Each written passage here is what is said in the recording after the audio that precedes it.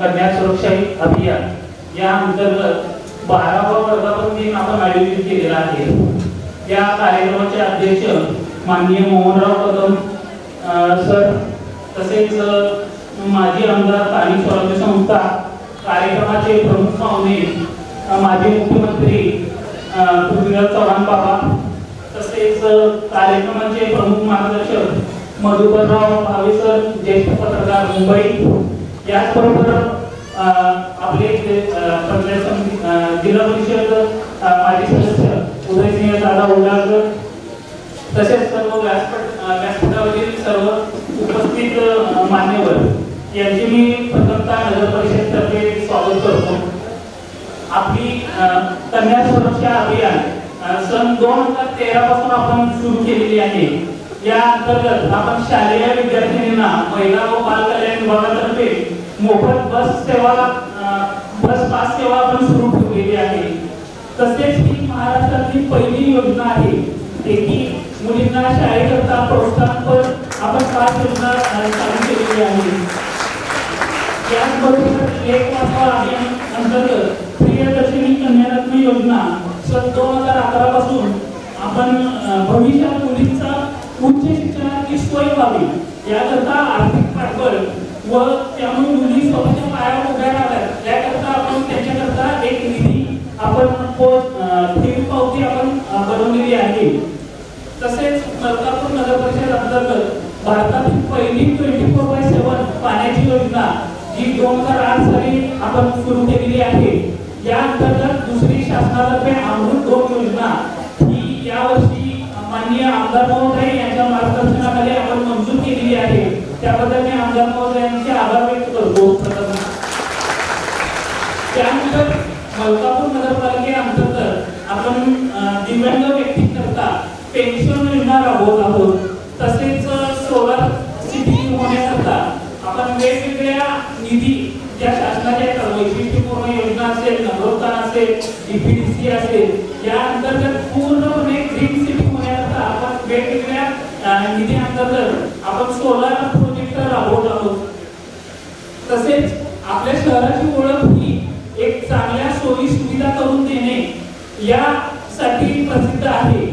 तरी आपल्या नगरपालिकेअंतर्गत कमीत कमी 20,000 कमर्शियल व रेसिडेन्शियल कुटुंब हे याचा विविध योजनेचा लाभ घेतात। उपस्थित सर्व आपण नागरिक या कार्यक्रमासाठी आपण उपस्थित राहिला सर्व मान्यवर यांचे मी स्वागत करतो। धन्यवाद। आज या ठिकाणी आदरणीय आमदार काका काकी त्यांच्या पुण्यतिथीच्या अनुषंगानं आणि मलकापूर नगर परिषदेमार्फत आता जो मुख्याधिकारी उल्लेख केला की प्रेमलाताई चव्हाण कन्या सुरक्षा अभियान, त्या अभियानाचा आज 12वा वर्धापन दिन 12 वर्ष झाला आपण ही सुविधा मलकापूरमध्ये या ठिकाणी देतोय। आणि या सर्व कार्यक्रमाचे मुख्य वक्ते आदरणीय मधुकर भावे साहेब, ज्या चव्हाण कुटुंबामध्ये हा मलकापूरचा जन्म झाला आणि त्यांनी या मलकापूरच्या सगळ्या जडणघडणीमध्ये अडचणीमध्ये एक मलकापूरला मोलाची साथ दिली। आदरणीय राज्याचे माजी मुख्यमंत्री पृथ्वीराज चव्हाण बाबा, म्हणजे कार्यक्रमाचे अध्यक्ष मोहनराव कदम दादा यांचं त्यांच्या प्रकृतीवर येता आलं नाही, त्यांचे आशीर्वाद नेहमी आपल्या पाठीमागे राहिलेले आहेत। त्यांचे ज्येष्ठ नेते पृथ्वीराज कदम साहेब आणि मोहनराव कदम साहेब यांनी नेहमी मलकापूरच्या वाटचालीकरता मदत केलेली आहे। आमचे सहकारी मित्र उदयसिंह दादा, मलकापूरच्या माजी नगराध्यक्ष निलेमेचे सर्व त्यांचे सहकार्य, आणि आज मलकापूर शहरातील ज्या सर्व योजना राबवल्या जातात त्या योजनेच्या माध्यमातून सर्व आपण लाभार्थी आदरणीय काकी आणि आदरणीय काकांच्यावर प्रेम करणारी, बाबांच्यावर प्रेम करणारी आणि विशेषतः मधुकर भावे साहेबांचं भाषण ऐकण्याकरता आलेले सर्व मंडळी, आणि आपल्यासोबत काही प्रस्तावित केलं ते मलकापूर नगर परिषद प्रशासक आता शिव मलकापूर गणपती प्रताप सर्व त्यांचे सहकारी ठीक आहे. फार वेळ घेणार नाही, फक्त भागे साहेबांच्या माहिती करता म्हणून थोडस 2 शब्द बोलणार आहे. सर ही मलकापूर ग्रामपंचायतीची नगरपंचायत आणि नगर परिषद ही 2002 सालामध्ये काम करते. आदरणीय या ठिकाणी उल्लेख करावा लागेल, माझ्या आमदार भास्कर शिंदे आपल्याला माहिती आहे माय फ्रेंड म्हणून ते आपल्या या एकटोपण नावानं प्रसिद्ध होते. त्यांच्या संकल्पनेतून या मलकापूरच्या सगळ्या योजना या ठिकाणी राबवल्या तरी विशेषतः मलकापूरची जी ओळख आहे देशामध्ये किंबहुना जगाच्या कोपऱ्यामध्ये की मलकापूर 24/7 आणि गेली 14 वर्ष भारताचे अखंडपणे मीटरनं पाणी देणारी देशातली एकमेव योजना आहे. त्या योजनेला पंतप्रधान पुरस्कार मिळालेला राष्ट्रीय अवॉर्ड मिळालेला आहे. आता आमच्या शिवण उल्लेख केला का सोलर सिटी आपण प्रत्येक घरामध्ये सोलर वॉटर हीटर केल्याचा प्रयत्न केला. केंद्रामध्ये युपीए गव्हर्नमेंट असताना डॉक्टर भरत अब्दुल मंत्री असताना त्यांनी आम्हाला ते निधी दिला आणि आपण प्रत्येक घरामध्ये सोलर वॉटर द्यायचा प्रयत्न केला. त्याचबरोबर ही जी आजची मुलींची सेवा आहे म्हणजे आमच्या महिलांना मोठ्या संख्येने या ठिकाणी आहे. मलकापूरच्या मासिक मीटिंगमध्ये नगरपंचायतीची एक चर्चा आली की दिल्लीला घटना घडली मुलीच्या बाबतीमध्ये. त्यातून ही कल्पना आली योगामध्ये राज्याची मुख्यमंत्री चंद्रशेखर बाबा होते, दीपक कपूर बाबाची एवढी होते परिवहन महामंडळाची आणि देशातली किंवा राज्याची पहिली बस योजना की थेट मुलीच्या घरामधून घेऊन कॉलेजच्या दारामध्ये सोडणारी ही प्रेमलताई चव्हाण कन्यासोबतची अभियान आहे. 12 वर्ष अखंडपणे चालवते. नगरपालिका महिला बाल कल्याण विकास निधीतून याच्याकरता पैसे खर्च करते. आता शासन परत करते माझी लाडकी बहीण वगैरे, परंतु आम्ही जवळ 13 वर्षापूर्वी हे करण्यामागचा जो दृष्टिकोन आहे तो आदरणीय चित्रपट बाबा आणि भास्कर शिंदे दादा यांचा की आमच्या गावातल्या गोरगरिबांच्या मुली शिकल्या पाहिजेत, पहिल्या उच्च शिक्षणाकरता बाहेर गेल्या पाहिजेत. आणि सर्वाधिक महत्त्वाची योजना आहे आपल्याला उल्लेख होतो प्रियदर्शनी कन्यादान योजना. साहेबांनी उल्लेख केला बेटी बचाव बेटी पढाओ, परंतु काहीतरी भरीव काम केलं पाहिजे. बाबा नेहमी सांगतात की सरकार हे स्थानिक लेवलला चालतं. ग्रामपंचायत, नगरपंचायत, नगरपरिषद, महानगरपालिका एकमेव साहेब नगरपालिका आहे देशात म्हणजे आहे की इथं मुलगी जन्माला आली की तिच्या नाव मी 15,000 रुपये ठेवतो आणि 20 वर्ष झाले की पुढे 1 लाख मिळतात. जवळजवळ 400 मुलींना आपल्या पावत्या आतापर्यंत आज तुमच्या हस्ते पावत्या देतो. 400 म्हणजे जवळजवळ 4 कोटी रुपये मलकापूरमध्ये त्या मुलींच्या कुटुंबात येणार आहे. त्याच्या 2 अटी आहेत. बीपीएल मध्ये जर झालेले असेल तर 10% भरायचे, कुठे 100% मोफत राज्याला. बीपीएलच्या वरती आहे आणि त्यांचं उत्पन्न 1 लाखाच्या आत आहे त्यांना आपण पुढची रक्कम भरायला सांगतो. अभाव 1 लाख त्यांचे निघून आमचे निघून अशी योजना आहे आणि नगरपालिकेवर आपण राबवतो. हे सगळं सांगण्यामागचा उद्देश एवढाच आहे की आपण देशाच्या कानाकोपऱ्यामध्ये सुद्धा मी आपण बघून पाहिलेले आपल्याला दिल्लीला भेटतो दिल्लीमध्ये ग्रामविकास मंत्री होते त्यांनी आपली जवळ जेव्हा भेट झाली बरी चर्चा झाली. माझे वडील त्यांना आले होते कॉर्पोरेशनच्या गावातली भेट झाली बरी चर्चा झाली तर आपलं ट्रेनचं काम चालू होतं. हे थोडं आपल्या कानावर जावं हा त्याचा मला उद्देश आहे. आणि आपण त्यांच्याकरता सुद्धा शासनानं आदेश देण्यापूर्वी ही जी मंडळी आमच्याकडे अपंग आहे त्यांची सेवा करायला लागते. आई करेल, पत्नी करेल, अशा सुद्धा अपंगांना आम्ही महिन्याला 1000 रुपये पेन्शन देतो. आता त्यामध्ये 5,500 केले की अपंग मुलं शिक्षण घेत आहेत त्यांना विद्यार्थ्यांना देतो. आनंदराव चव्हाणच्या नावानं आपला पेन्शन होते की त्यांना आपण जी मुलं आपण शिक्षण घेतो त्यांनी शिकावं त्यात आम्ही पेन्शन देतो. म्हणून आज योगायोगाने दोघांची पुण्यतिथी आहे आणि हा कार्यक्रम आपण इथे सादर करतो. मला माहिती आहे आपण रात्रभर प्रवास करून सातारा या वयात सुद्धा की ही जी 2 मोठी व्यक्ती आहेत आनंदराव चव्हाण काका आणि काकी की आपल्याला त्यांच्याविषयी आपण निश्चितपणे दाखवण्यामध्ये उल्लेख कराल. पण त्यांनी सुद्धा सर्वसामान्य माणसांचे प्रचंड काम केले. त्यातल्या ह्या योजना पुढे आलेले आहेत. मी काय फार बोलणार नाही. आपलं भाषण बाबांचं 2 वाक्याने महत्वाचे आहेत. मला एकच सांगायचं आहे की अगदी संगम हाते या मलकापूरमध्ये येत आपण कळत नाही आपण थांबतो संगमला. संगम आणि असं कराड मलकापूर शैली आपल्याला कसं पुणे आणि पिंपरी आहे असं लोकांना जाणवतं. एकच सांगतो उदाहरण बाबाचं काम किती मोठं आहे. हा एवढा पूल आता बांधायचा चाललाय पुणे बेंगलोर हायवेला एवढा मोठा 3.45 फूट सिंगल पण ब्रिज आहे. 540 कोटी केंद्रातून बाबांनी स्वतः डिझाईन करून अगदी गडकरी साहेब त्यांचे असणारे तावडे साहेब जे पीएस मध्ये आहेत तर एवढे त्या लोकांनी एवढा मोठा सिंगल पण मलकापूरला ब्रिज उभा राहतोय. खाली 8 पदरी आणि वर 6 पदरी असं कुठेही डिझाईन केलेलं नाही. म्हणजे किती मोठे लोकप्रतिनिधी आपल्याला लाभ नाही, त्याचं विजन, त्यांचा अभ्यास आपण निश्चित त्या विषयात बोला. बाबा सारखे लोकप्रतिनिधी आम्हाला आहे, आमचं भाग्य कसं राहतं. पण आपण म्हणतो ना, घरचं ती मुलगी दान करावं अशी परिस्थिती आहे. आपल्याला कल्पना जेवढ्या मोठ्या व्यक्तीचा सहवास सगळा तुम्हाला आम्हाला लागतो. आदरणीय बाबा आम्हाला लोकप्रतिनिधी लागले, राज्याला मुख्यमंत्री म्हणून काम केलं, केंद्रामधून काम केलं. निश्चितपणानं सगळ्यापेक्षा जसं आपण म्हणतो कुटुंबात लाडकं मुलं असतं, तसंही बाबांचं माझ्यावर लाडकं मुलं आहे अनेक. आणि मलकापूर वाशांनी त्यांना निश्चितपणाने चांगली साथ दिलेली आहे. इथे परत येतील. आपण बाळासाहेबांना बाबा आले म्हणजे दादा आले, दादांच्या जर सर्व मान्यवर म्हणजे या ठिकाणी आला. सर्व उपस्थित मलकापूर मंडळी सर्वांचं या ठिकाणी स्वागत करतो. थांबतो. जय जय महाराष्ट्र. यानंतर आपला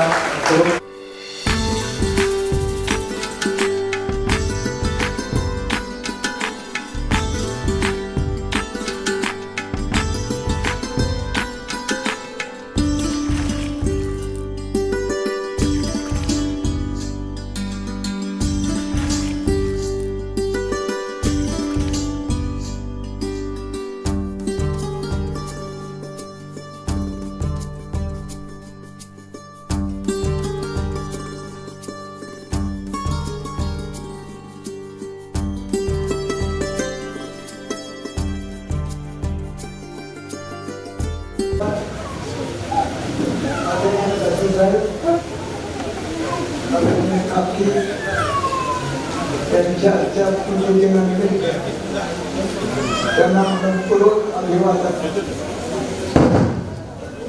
त्यांचे पुत्र महाराष्ट्राचे माजी मुख्यमंत्री पृथ्वीराज बाबा, उदयदादा, मलकापूर नगर परिषदेचे सगळे पदाधिकारी, मुख्याधिकारी, अधिकारी, प्रशासक, मोहिते साहेब, मला जे घेऊन आले ते आमचे राजेंद्र शिलार, बाबूराव शिंदे, जगदीश पाटील, व्यासपीठावरील सर्व मान्यवर बंधूंनो आणि लाडक्या भगिनींनो, सध्या भगिनींच्या मागे लाडक्या शब्द लागलेला असल्यामुळे सगळ्या बहिणी लाडक्या झालेल्या आहेत. हा सगळा कार्यक्रम पाहिल्यानंतर 50-60 वर्ष मागे गेलो. गांधी साहेबांना मी पाहिलं, मंत्री म्हणून पाहिलं, काकीना खासदार म्हणून, प्रदेश काँग्रेसचे अध्यक्ष म्हणून, बाबांना मुख्यमंत्री म्हणून, त्याच्याबरोबर खासदार म्हणून. आणि या भागात 15 वर्षापूर्वी 8 जुलैला याच पुण्यतिथीच्या कार्यक्रमाला बाबाने मला बोलवलं होतं. इतक्या मोठ्या प्रमाणात आज आपण या ठिकाणी जेरुसलेम मध्ये जेव्हा भगवान येशू ख्रिस्त पहिल्यांदा गेले तेव्हा गाढवावर बसून गेले. सगळं जेरुसलेम शहर येशू ख्रिस्ताला बघायला जमलं. त्या गाढवाला असं वाटलं हे सगळे लोक आपल्या करता, तुम्ही माझ्या करता आला तसं सामान्य एवढा मी गाढव पाहिजे. तुम्ही दादी साहेब, काकी यांची पुण्यतिथी मलकापूर नगर परिषदेने आयोजित केलेले चांगले कार्यक्रम, महिलांना पुढावा देण्याकरता त्यांना मुद्द्याच्या योजना आणि पृथ्वीराज बाबाच्या प्रती असलेलं प्रेम, यामुळे एवढ्या मोठ्या संख्येने आपण अगोदर येऊन बसलेले आहात. या कार्यक्रमाला मला का बोलवलं, माझा प्रत्येक ठिकाणी सन्मान केला. बाबा म्हणाला तुम्ही प्रमुख पाहुण्या, कोणी शाल घातली, श्रीफळ दिलं, गुच्छ दिला, हा माझा सन्मान नाही. महाराष्ट्रात गेले 65 वर्ष पत्रकारितेमध्ये मी एक पुरोगामी विचार घेऊन जे काही लिहितोय त्या विचाराचा आपण सन्मान केलेला आहे. आणि त्याच कारणाने आपण मला या कार्यक्रमाला आमंत्रित केले. तेव्हा हा धागा 50-60 वर्षापूर्वीच्या पुरोगामी विचाराशी जोडला गेलेला आहे. आज महापालिकेला नगर परिषदेला चांगला उपक्रम केला. महिला 5 ते 400 महिला वाहतूक देण्याचा कार्यक्रम एसटी 15 ऑगस्ट 1948 ला महाराष्ट्रात पहिली एसटी धावली अहमदनगर ते पुणे. त्याचे पहिले प्रवासी होते बाळासाहेब महाराजे आणि त्याचं तिकीट होतं 14. ते तिकीट बाळासाहेबांनी जपून ठेवलं होतं आणि माझ्या महाराष्ट्रात या पुस्तकात मी ते तिकीट पण छापलेले आहे. तेव्हा 48 साली सुरू झालेल्या एसटीची सेवा किती ग्रामीण जीवनाकरता महत्वाची आहे त्याच्यावर मलकापूर नगर परिषदेनं आज पुन्हा एकदा ठप्पा उठवलेला आहे आणि दाखवून केलेला आहे की ग्रामीण भागाकरता नोएडा, कोंडूरकर, सीता, गीता या सगळ्या प्रायव्हेट बसेस फायद्याच्या रस्त्यावर ज्या चालतात त्या ग्रामीण भागाच्या खेड्याच्या रस्त्यावर चालत नाही.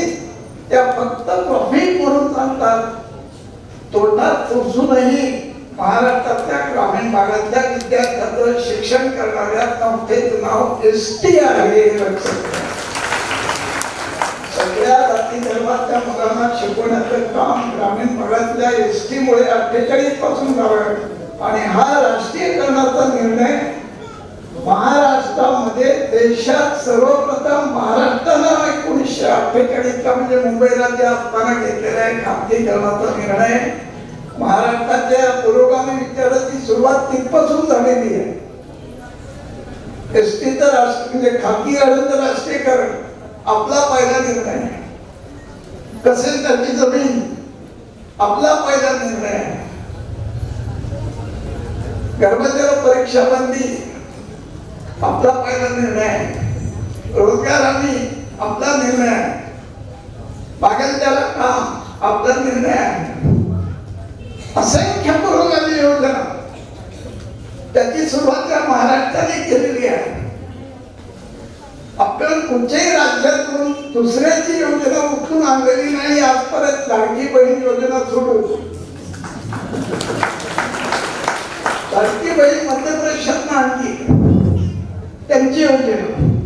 बाकी यापूर्वीच्या 50-60 पुरोगामी योजना अशा आहेत की त्याची सुरुवात महाराष्ट्राने पहिल्या प्रथम केलेली आहे.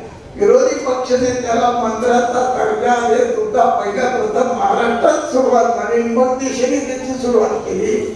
रोजगार हमी योजना आजची नरेगा त्याची सुरुवात महाराष्ट्रात झाली आणि मग देशाने ती स्वीकारली. तसेच त्याची जमीन महाराष्ट्रात सुधारली. असंख्य पुरोगामी कायदे या महाराष्ट्राने मुंबई राज्यापासून केलेला आहे. महाराष्ट्र विधानमंडळाने केलेला आहे आणि त्याचाच एक भाग राष्ट्रीयकरण एसटीचं झाल्यानंतर केलेलं आहे. दुर्दैवाला खासगी गाड्यांचं प्रयोग फुटलेला आहे आणि एसटी तोट्यात इतके अशी भीती वाटायला लागलेली आहे. त्या काळात मलकापूर नगर परिषद 450-500 रुपये भरून ज्या विद्यार्थ्यांच्या वाटाची व्यवस्था केली त्या नगर परिषदेचं मनपूर्वक अभिनंदन. ही महाराष्ट्रातली पहिली नगर परिषद आहे की त्यांनी हा कार्यक्रम घेतलेला. दुसरी मुलींच्या जन्मानंतर तिला 18 वर्षांनी 1 लाख रुपये मिळाले. या योजनेचा एक शुभारंभ बाबांच्या हस्ते आता झालेला आहे. तेव्हा समाजाच्या उपयोगी असलेल्या योजना ग्रामीण पातळीपासून त्याची सुरुवात दादी साहेब आणि काकी साहेब त्या दोघांच्या पुण्यतिथीच्या निमित्ताने होते. बाबा दादी आणि काकी दोघांचं मृत्यू एका दिवशी एका तारखेला आहे. जगात असे शोधावे लागतील पती पत्नी की जे एका तारखेला गेले. अंतर आहे. दादी साहेब खूप लवकर गेले 56 वर्ष. पण 52 साली पहिली निवडणूक लढवलेल्या दादी साहेबांच्या निवडणुकीचा खर्च 800 रुपये होता. किती? 800 रुपये. एका मतदाराचा खर्च मी सांगत नाही, पूर्ण निवडणुकीचा सांगतोय.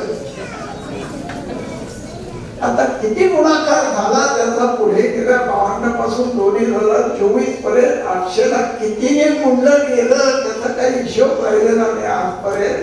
त्यामुळे 52 पासून 2024 पर्यंत झालेलं खरं ही लोकशाहीची समृद्धी आहे, ही लोकशाहीचं विडंबन आहे. त्याचा विचार मतदारांनी केला पाहिजे. आणि म्हणून इथे बसलेल्या विद्यार्थीने, तरुण आहेत, नागरिक आहेत, दाजी आणि काकी त्यांच्या पुण्यतिथीला आपण हजर आहात. आज त्यांना साक्ष देऊन शपथ घ्या की या 125 कोटी लोकसंख्या असलेल्या देशातली लोकशाही आपल्याला जपायची असेल तर ही लोकशाही आमची मायबाप आहे. 5 पैसे हातात न घेता मी माझं मतदान करीन अशी शपथ घेऊन दाजीला आणि काकीला साक्ष ठेवून जर तुम्ही उभे राहिला तर उद्याचे नागरिक म्हणून ताटपणाने उभे राहा. ज्या पद्धतीने आज पैशाचा लोकशाहीत चाललेला खेळ आहे तो बघितल्यानंतर की गर्भश्रीमंत झालेली लोकशाही गरिबांना परवडणार आहे का, तर मुख्य प्रश्न मनावर येतो. हे भयानक एक चित्र महाराष्ट्रात नव्याने उभं राहत आहे. एका वृत्तपत्राच्या अग्रलेखामध्ये शेवटची ओळ पोत्यानं पैसा ओतला म्हणून विजय झाला अशी यावी, हे लोकशाहीला भूषण नाही. स्पष्टपणे बोलण्याची वेळ आलेली आहे, स्पष्टपणे लिहिण्याची वेळ आलेली आहे. आणि म्हणून ही शपथ घेणं हे प्रत्येक मतदाराचं काम आहे. बाबा 5 वर्ष मुख्यमंत्री होते. उद्याही आमचे काँग्रेसचे नेते महाराष्ट्रात बाबा करेल, त्यांना भरोसा नव्हता, ते गेले. जे भरोशाचे आहेत ते पक्केपणाने काँग्रेससाठी उभे राहिलेले आहेत. ते गेले. पण मला पुढची 25 वर्ष, मी आता तर 85 वर्षाचा आहे, 9 ऑक्टोबरला 86 वर्ष लागेल. 65 वर्ष मी पत्रकार आहे.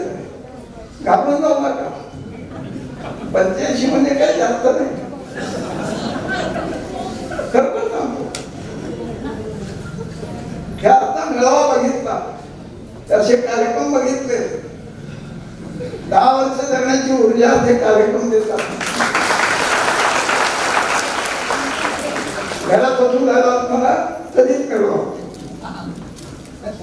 मला मुलगी म्हणते ती इथंच होती करायला MBBS पुण्याहून झाले, ती म्हणते बाबा तुम्ही आता घरातून जायचं नाही. म्हटलं तुझं बाप तुला लवकर मला लावाय का करा, मला लावा असेल तर बघतो का, त्याला लावा असेल तर मला माझ्या मनाप्रमाणे काम करू दे. बाहेर पडल्याशिवाय, लोकांमध्ये गेल्याशिवाय, त्यांचे प्रश्न समजावून घेतल्याशिवाय उद्याचे दिवस फार बिकट आहे. काल्पनिक माहिती म्हणजे सांगत नाही साहेब तुम्हाला. मला उद्याचा महाराष्ट्र जो दिसतोय हा सोपा महाराष्ट्र नाही, गरिबांकरता तो फार अशक्य असा महाराष्ट्र. तर मागे वळून बघा, 1 मेला 7 संयुक्त महाराष्ट्र त्याच करारामध्ये करारचे मुख्यमंत्री यशवंतराव महाराष्ट्राचे पहिले मुख्यमंत्री झाले. पंडित नेहरूंच्या मंत्रिमंडळामध्ये संरक्षण मंत्री झाले. त्याच पंडित नेहरूंच्या मंत्रिमंडळामध्ये दाजी साहेब संरक्षण राज्यमंत्री होते. संरक्षण राज्यमंत्री दाजीसाहेब चव्हाण, संरक्षण मंत्री यशवंतराव चव्हाण, 2 चव्हाणांनी देशाचं संरक्षण मंत्रीपद सांभाळलं आहे. या करारकर्ता भूषण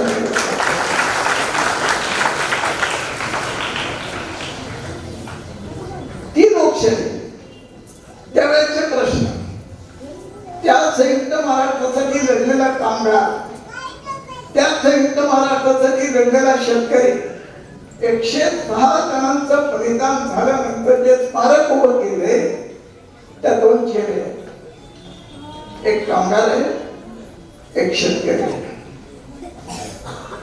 हे राजकारणाकरता बोलत नाही बाबा, पण जेव्हा हे 2 चेहरे आम्ही पाहतो गेल्या 60 वर्षामध्ये, 65 वर्षामध्ये, आता महाराष्ट्राला 65 वर्षे एकाला पूर्ण होतील, कोण चिरडले गेले? कामगार आणि शेतकरी. 15,000 शेतकऱ्यांच्या आत्महत्या कोणाच्या झाल्या? नरेंद्र मोदीची झाली, मल्ल्याची झाली, कोणाची झाली? शेतकऱ्याची झाली. का परवडत नाही शेती? का परवडत? एक काळ असा होता, सर्वश्रेष्ठ शेती, दुय्यम व्यापार, कनिष्ठ नोकरी.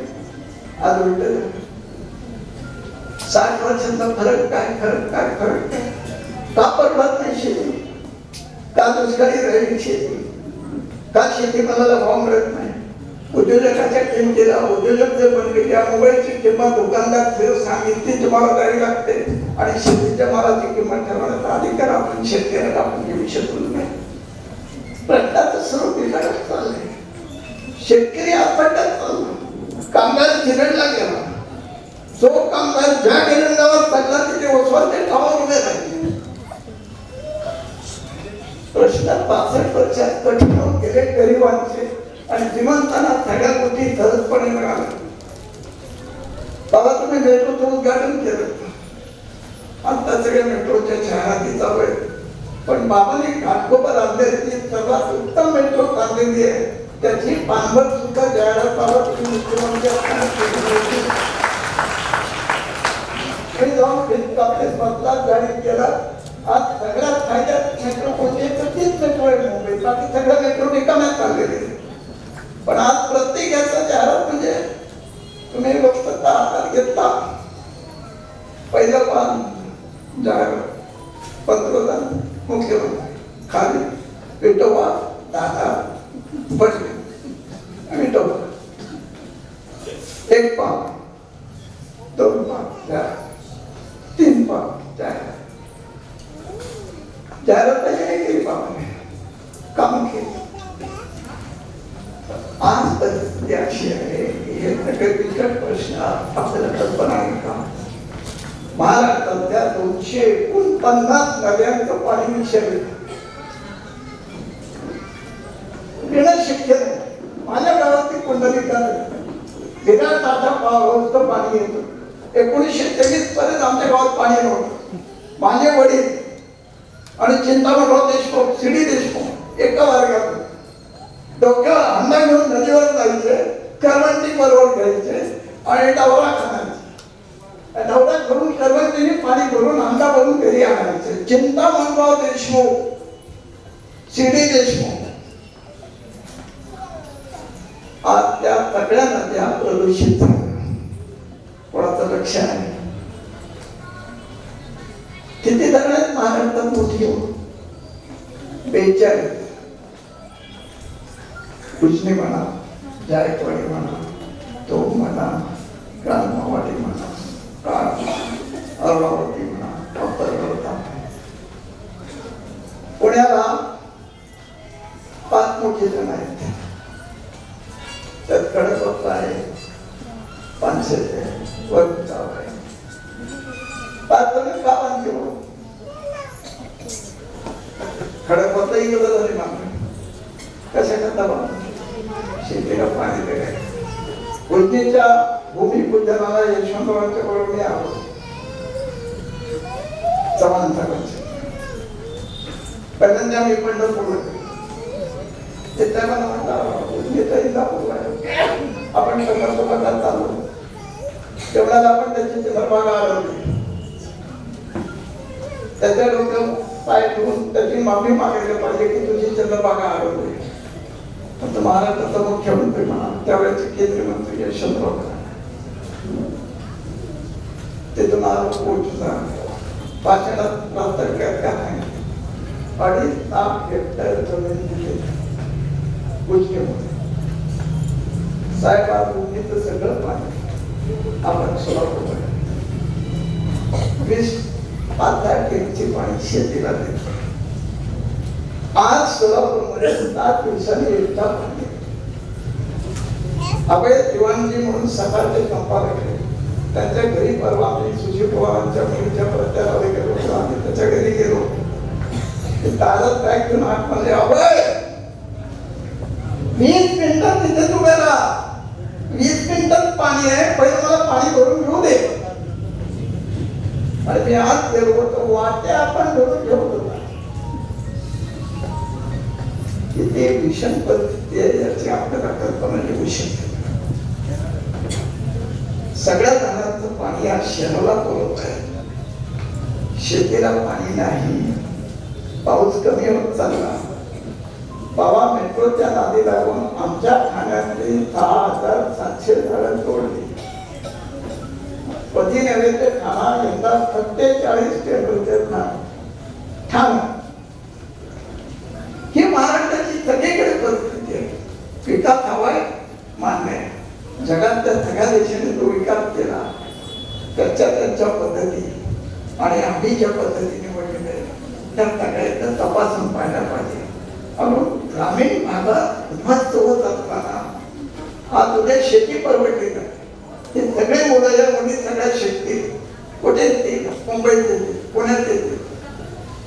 आज मुंबई पुण्याची अवस्था तुम्ही बघितली साहेब, त्या घटिंगणांचं राज्य झालेलं आहे. दुसरा शब्द नाही. वाहतूक कोंडी हा मुंबईचा रोजचा विषय झालेला आहे. मी माझा ऑफिस भेटीला सकाळी ठाण्याहून मी निघतो 9:45ला, पोचतो 11, 11:30, 12ला. 4 तास काम करतो, 5 निघालो तर घरी 8ला पोचतो. माझा 6 तास प्रवास आहे, 34 किलोमीटर. किती फ्लायओव्हर झाले आता मुंबईत? 252 सगळे. बाबा माझ्या मनात प्रश्न आहे, तो मी काही विधानसभेत नाही, विधान परिषदेत नाही, लोकसभेत नाही, राज्यात मला जायची इच्छा पण नाही. पण का दुचाकी स्मरण करता, मेट्रो सगळ्यातून सोयी केल्या, स्कूटरवाल्यांकरता एखादा फ्लायओव्हर, चालणाऱ्यांकरता एखादा फ्लायओव्हर बांधणार, सायकलवाल्यांकरता एखादा फ्लायओव्हर बांधणार, पाठीवाला भाजीवाल्याकरता, कष्टकऱ्याकरता, हात गाडीवाल्यांकरता एखादा तरी फ्लायओव्हर बांधणार. सगळे 4 चाकीवाल्यांकरता फ्लायओव्हर. कर कोणाचा? आम्हा सगळ्यांचा. जर फ्लायओव्हर फक्त 4 चाकीवाल्यांकरता आहे, मग 4 चाकीवाल्यांकरता तेवढेच बांधा फ्लायओव्हर. तुम्ही सामान्य माणसाला त्याच्यावर जाऊ देणार नाही. सामान्य माणसाच्या घरातून फ्लायओव्हर कुणाकरता बांधतात? समाजातली विषमता फार वेगाने वाढते म्हणून श्रीमंतांचा वर्ग फार झटकन श्रीमंत झाला.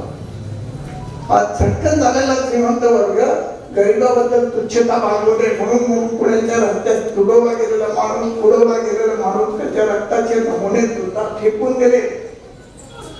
सत्तापांना सगळ्या घटना आहे. कोण बोलतंय, कोण लिहितंय, याच्याबद्दल कोण आवाज उठवतोय? का होत नाही? काल क्रिकेटचे विहीर आले सगळ्या सामान्य चांगली गोष्ट आहे. 10-12 वर्षांनी आपण मित्र आनंद व्हायला पाहिजे. किती लोक जमले? 8 लाख.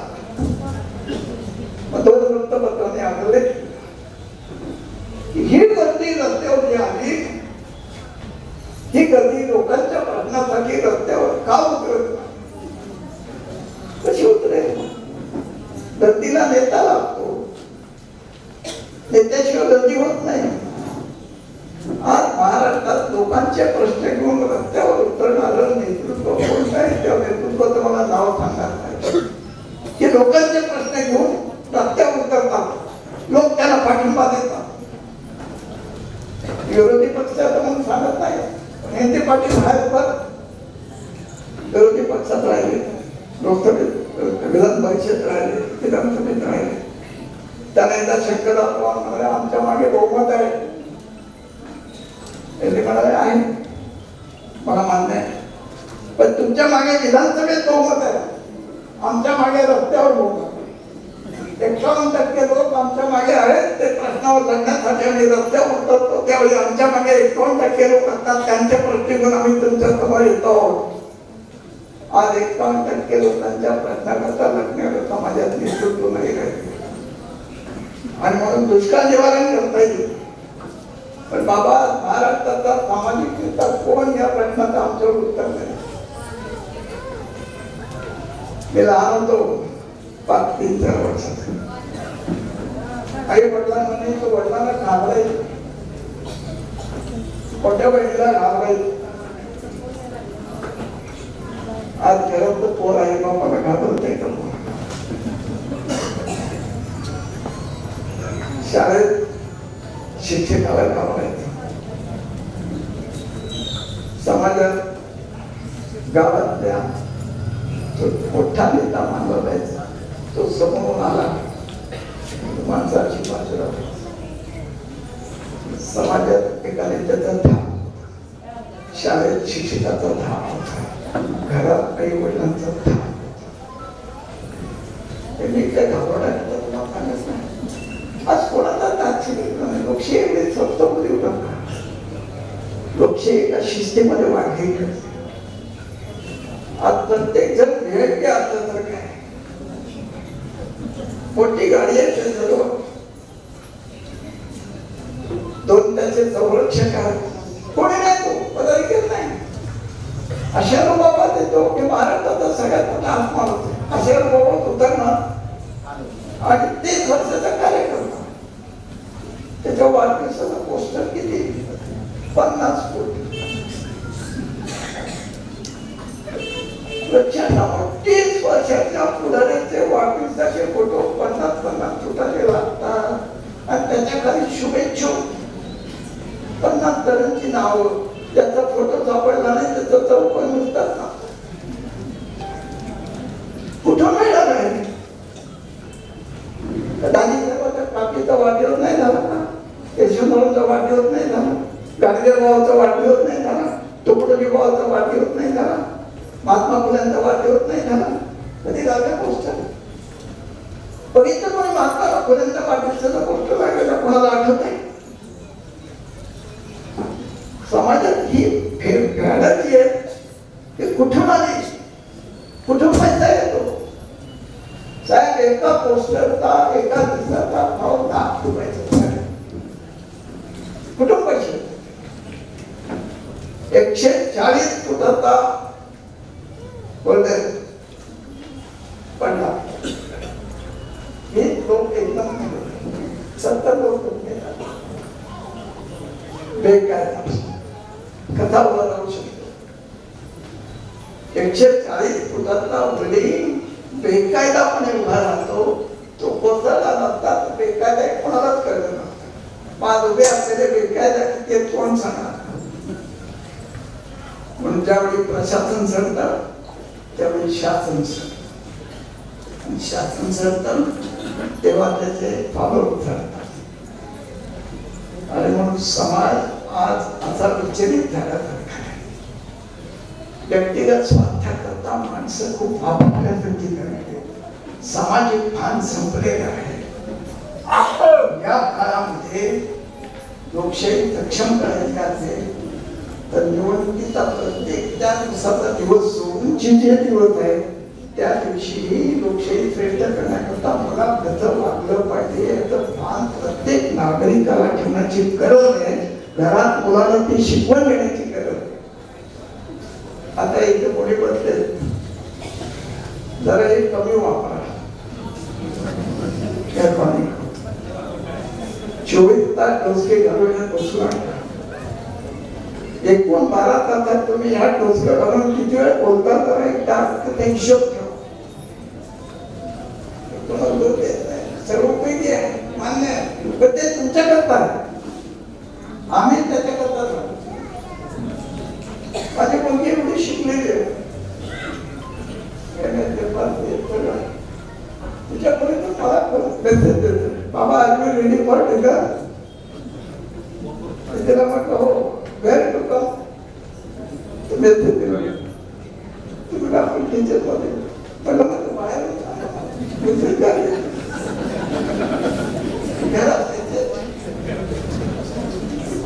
कुठे माझ्या भावना काय एकत्र बघता का ते प्रश्नाची चर्चा करता, एकमेकाला समजून घेता, सुखदुःख वाटून घेता. जो तो आपल्या कुटुंबाच्या घरात शिकलाय या अतिशय भयानक परिस्थिती आहे. यातून पहिले बाहेर पडा. सगळ्यांना विचार, तुमच्यामध्ये अभ्यासाचं पुस्तक सोडून किती पुस्तकं वाचतात मला वाचतात का सांगा. पहिले तुम्ही वाचता का आणि मग तुम्ही वाचता का सांगा आणि मग मुलं वाचता का. नाही वाचत. 50 वर्षापूर्वीचा काळ समृद्ध होता याचं कारण घराघरात एक संस्कृती टिकून होती लक्षात. त्या शिस्तीमध्ये घर वाढत होत. आज ती पद्धती राहिलेली नाही आणि मग समाज एका वेगळ्या दिशेने चाललेला आहे. कुणाचा जयजयकार चाललेला आहे, कुणाच्या जयजयकारासाठी आपण धावतोय, कुणाच्या मिरवणुकीमध्ये आपण भाग घेतोय, कोणाच्या ते मिरवणुकी आहे ते कशा निघालेले आहे. राजकीय समाज भरपूर होता. मी 12 वर्षात असताना चिंतामणी देशमुख आमच्या गावात उत्सवे वगैरे साहेब 50 महिन्यामधून लोक स्वतःचे छकडे झुकून त्या सभेला आले. का चिंतामणी दुधात भाकऱ्या पिंजून 8 दिवस भाकरी टिकते, दुधातली भाकरी. प्रत्येकाला कार्यकर्ते घरची दुधातली भाकरी घेऊन बाहेर पडायची, 8 दिवस प्रचार करायचे. काय मिळायचं त्यांना? काय आता कार्यकर्ता काय बाबा काय ती लहान गाडी आहे बाबा, आम्हाला इनोवा द्या, इनोवा पाहिजे. सगळं काहीतरी बिघडलं. जो जिद्द, ईर्ष्या, एक भूमिका, त्या भूमिकेतून आपण फार झटकन सटकन बाजूला चाललो. निष्ठा नावाची गोष्ट संपलेली आहे. मला काय बागेदार छान सांगायचं निष्ठा मध्ये काय, मला काही मिळालं तर निष्ठा आणि मला काही मिळालं नाही तर निष्ठा. आता जे तुम्हाला देत आहे ते सगळे निष्ठावाले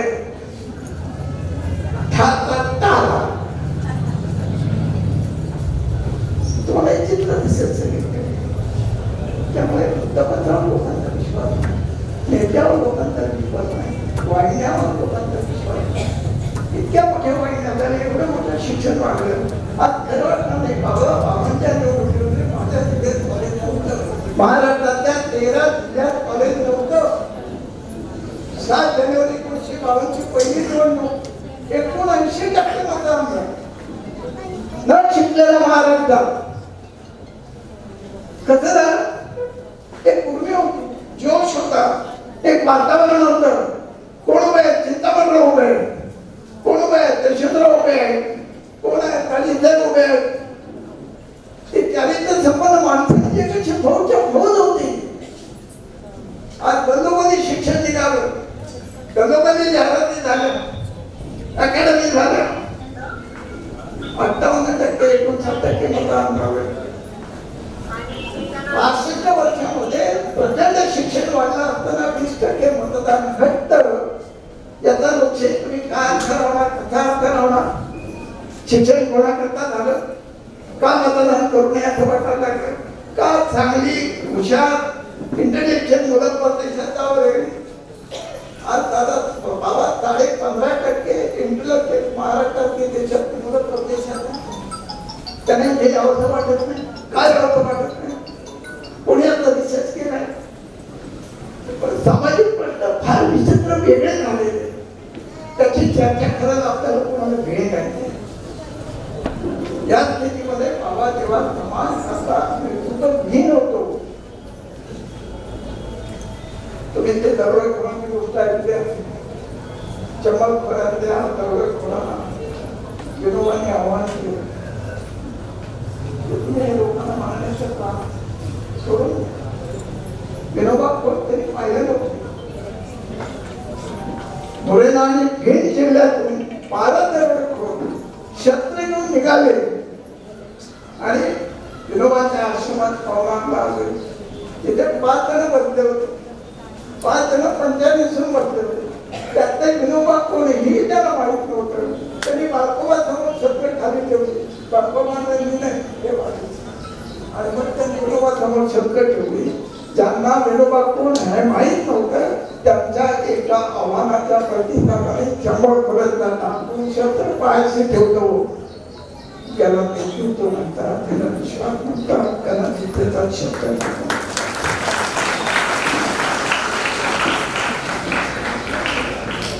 ही अशी माणसं या महाराष्ट्रात आहे. त्या महाराष्ट्रात सामाजिक नेता नाही, कोणाचा येता आणि कसं वागतात हे सांगणार नाही. बाबा तुम्ही त्याला राजकारणात आहात, निवडणूक करा, नेतृत्व करा, पण माझी तुम्हाला विनंती आहे, या निवडणुकीनंतर महाराष्ट्राच्या सामाजिक नेतृत्वाची सुरुवात तुम्ही सामाजिक राष्ट्रीय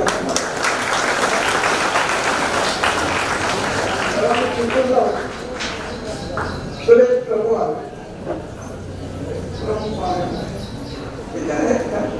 प्रभू साहेब तुम्ही केंद्रात आज महाराष्ट्रात कोणाकडे बघून सगळ्यांनी वागायचं त्याचं मला नाव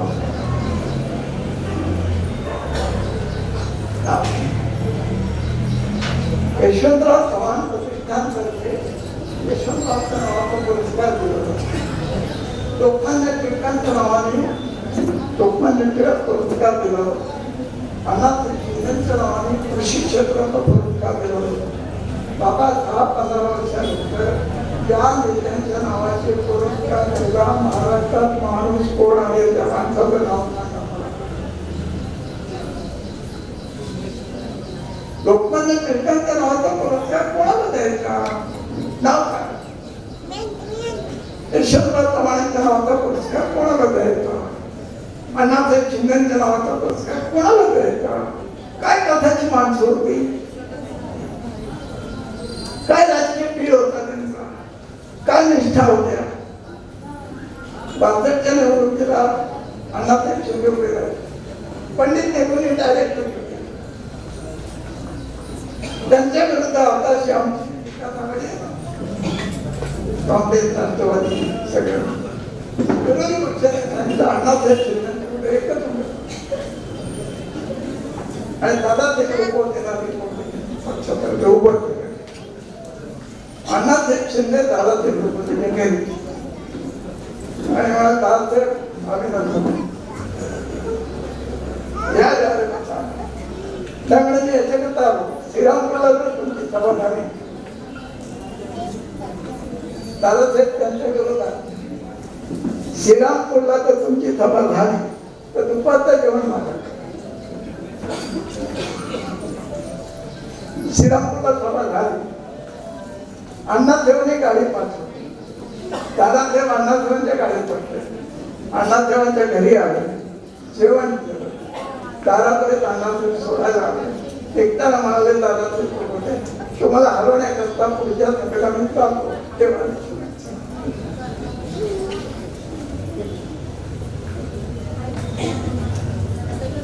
अण्णासाहेब निवडून आला.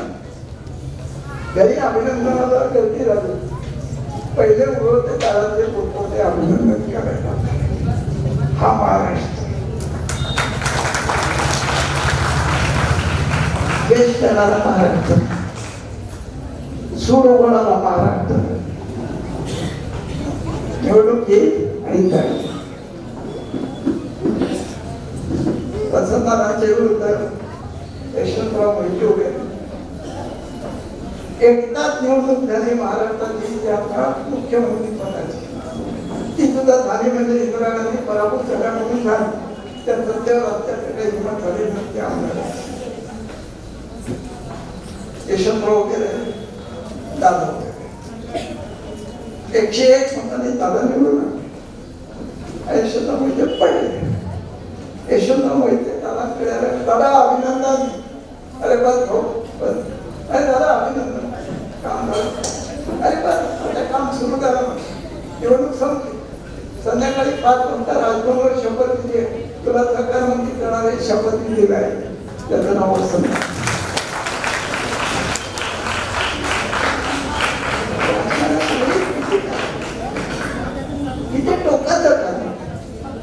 संपवण्याची भाषा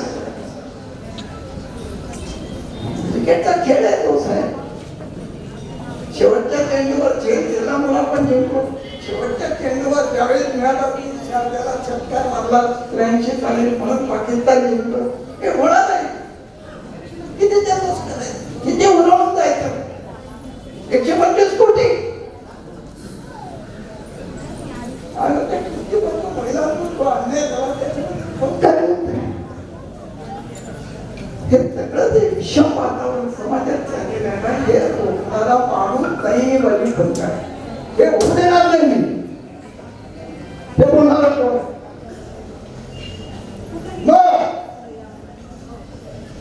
नाही करू देणार. ती ताकद मारण्याची हृदयवाने आज गांधी पटेल भरपूर आहे, सरकार आहे, आझाद आहे, मौलाना जवाहर ही त्यागाची देवीची आणि समर्पणाची परंपरा होती या देशामध्ये, या महाराष्ट्रामध्ये.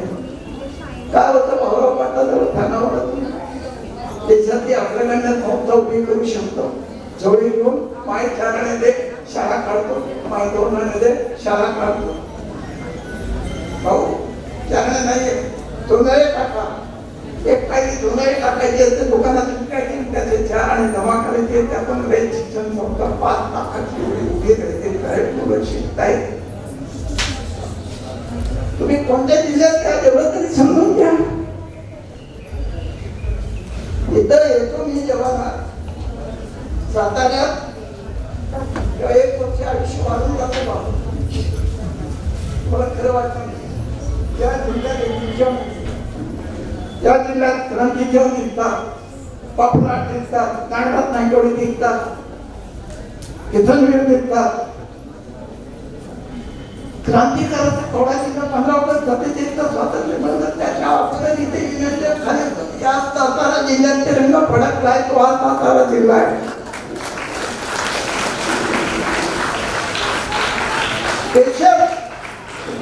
पार्लमेंटमध्ये चर्चा होते सातारा जिल्ह्याची.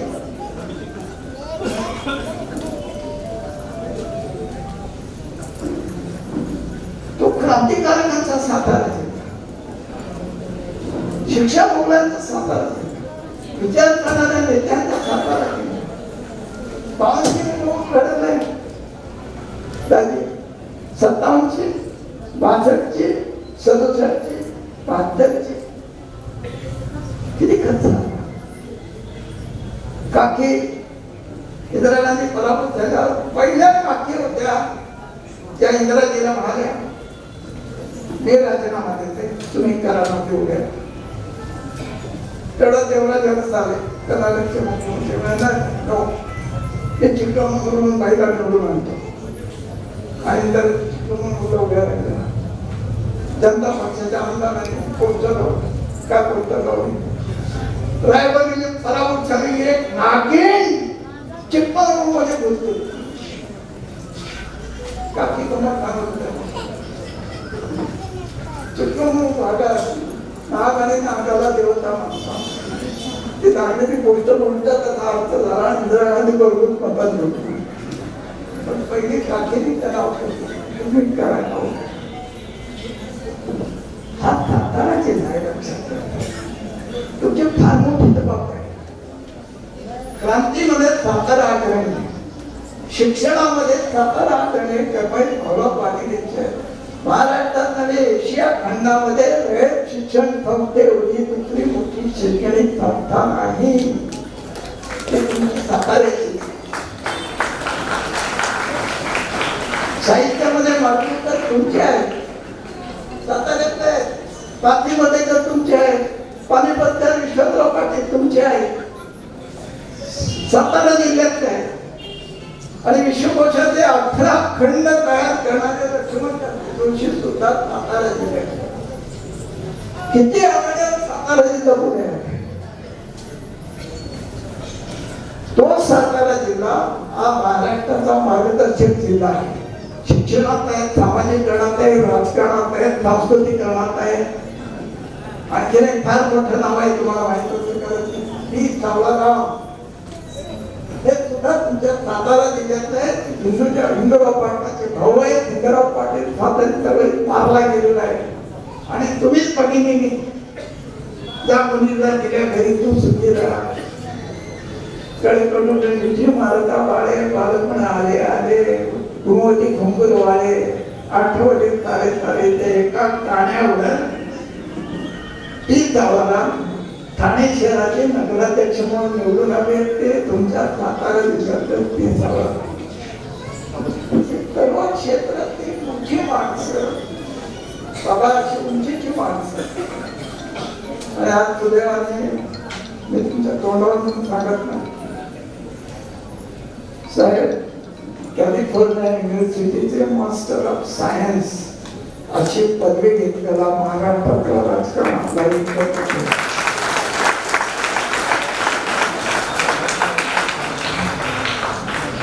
एकही एवढे दिवस राजकारणात राहून एकही खाला मिळालेला महाराष्ट्रातला आहे. इकडे कमर्शियल कदम नांदेडचे एमटेक झाले. जनता पाटील BE सिव्हिल आहे. काल तुम्ही इकडे गेलो M.Com मधुकर अर्थमंत्री होते महाराष्ट्र. ते विकास तो राजकारणाचा कोण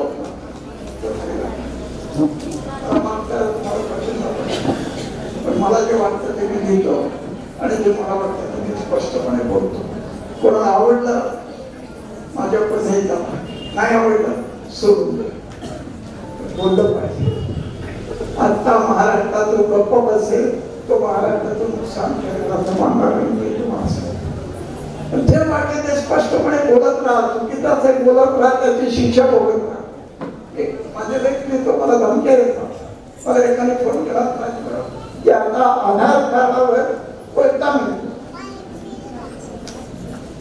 आधारचे तो रिपोर्ट म्हणजे आधार कार्डावर आता कोयता मिळतो. म्हणजे आधार कार्डावर एकच कोयता मिळत असेल हो म्हणजे मग माझ्या 2 हात लक्षात ठेवतो. त्याच्यापेक्षा समजू नकोस मला असे काही धमक्या आणि काही धमक्या केल्यानंतर महाराष्ट्रात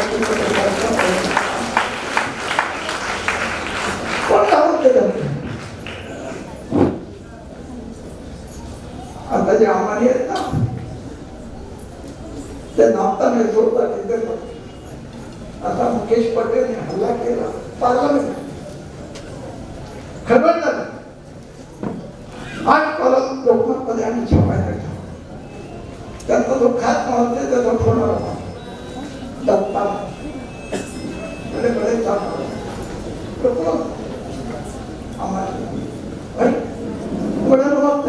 संपादक बोल रहे हैं संपादक क्या समाज है ऐसा तय हुआ है कि न्यूज छपने का नहीं सबके साथ बात. If you want to put clarification, you say it. I will publish along with the original news, but I can't give the news. त्यामुळे सबके साथ बात होती. विजय कहा वो क्या मालूम नहीं बैठा. उनका नंबर है दिला 10 मिनिटांनी विजय बोलतो. बघा काय वाटलं काय नाही वाटलं. आपल्याशी बातमी तुम्ही काय करता तुम्ही 4 कॉलम घेतला 8 सर आम्ही 8 कॉलम छापलं. ते मला वाटतं ते तिथं बघा रिपोर्ट आणि कशा करतात सामान्यप्रमाणे एक माझ्याकडे आला होता.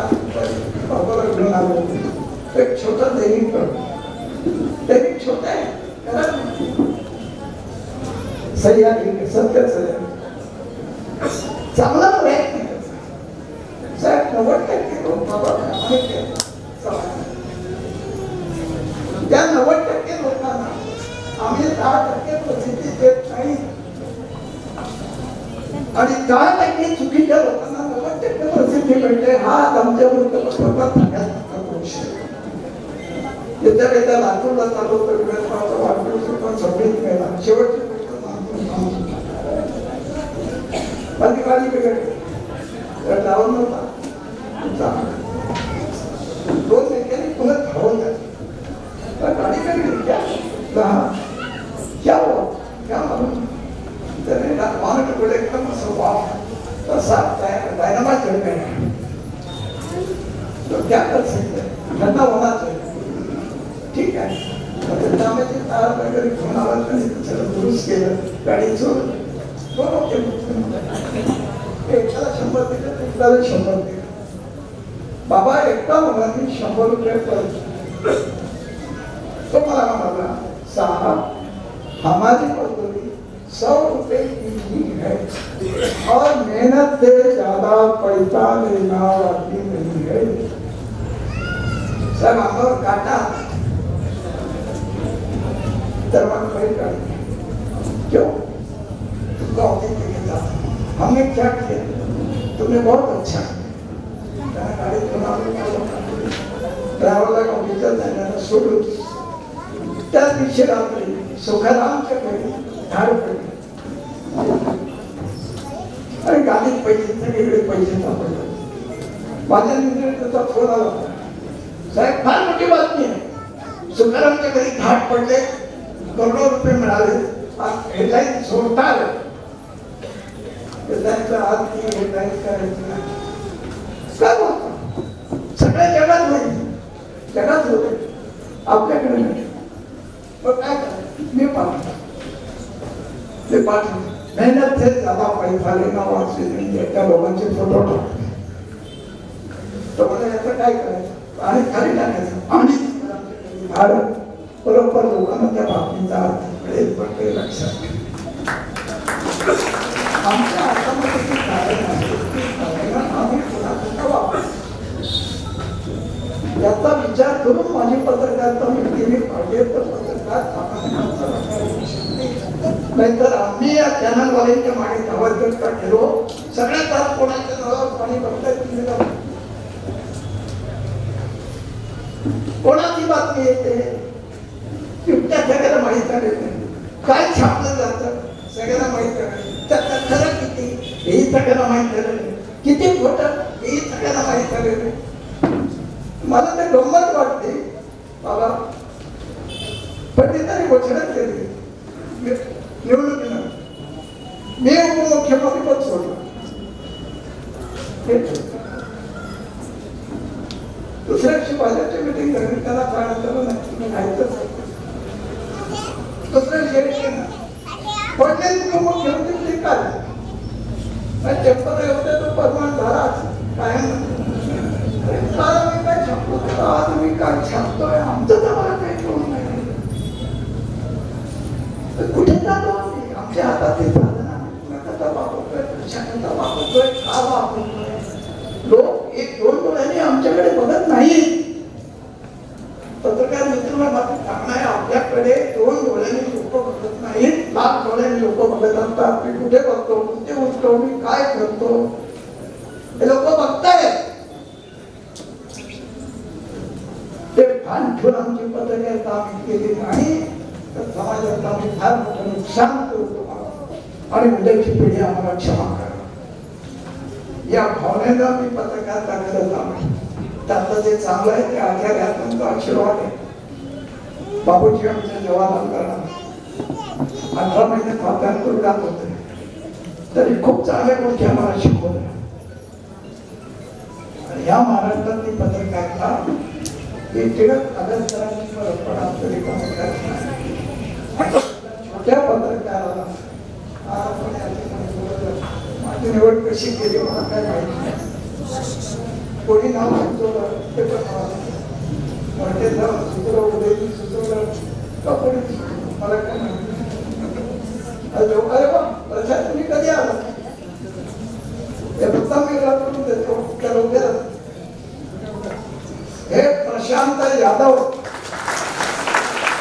हे तुमचे कणाचे आहेत पण आमच्या चिपळूणचे जावई आहेत आणि जे आमच्या कोकणातल्या माणसाला जमलं नाही ती वाशिष्ठी डेअरी 30,000 लिटर दुधाचं संकलन करून वाशिष्ठी डेअरीला रत्नागिरी कॉमर्सचा पहिला पुरस्कार मिळवणारा हा माणूस आहे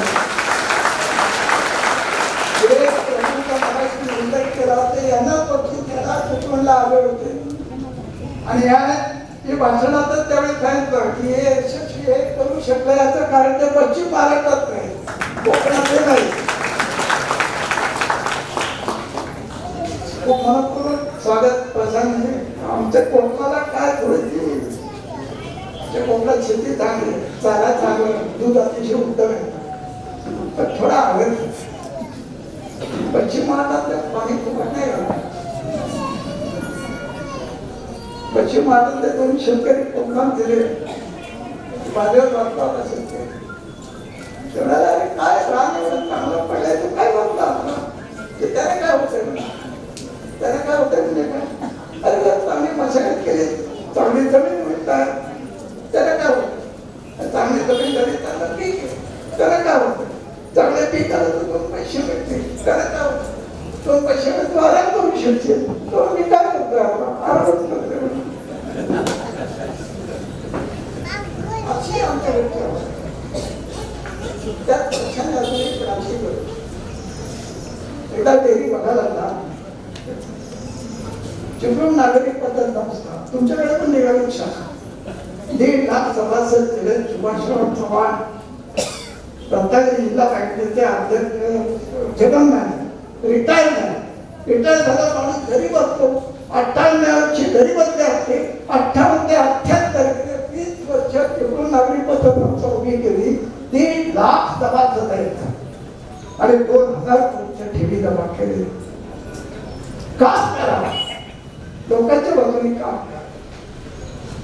मगाशी प्रशांत द्यालो प्रत्येक गावात काय आणि म्हणून आज मला तुम्ही बोलवलं की किती कसे बाबा तुमच्या प्रत्येक ठिकाणी मला छान एवढा मोठं नाही, मी काही भाषणाचा नाही सांगतो.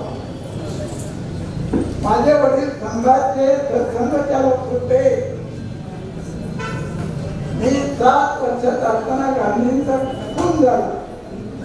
माझे वडील म्हणाले गांधींचा वध झाला.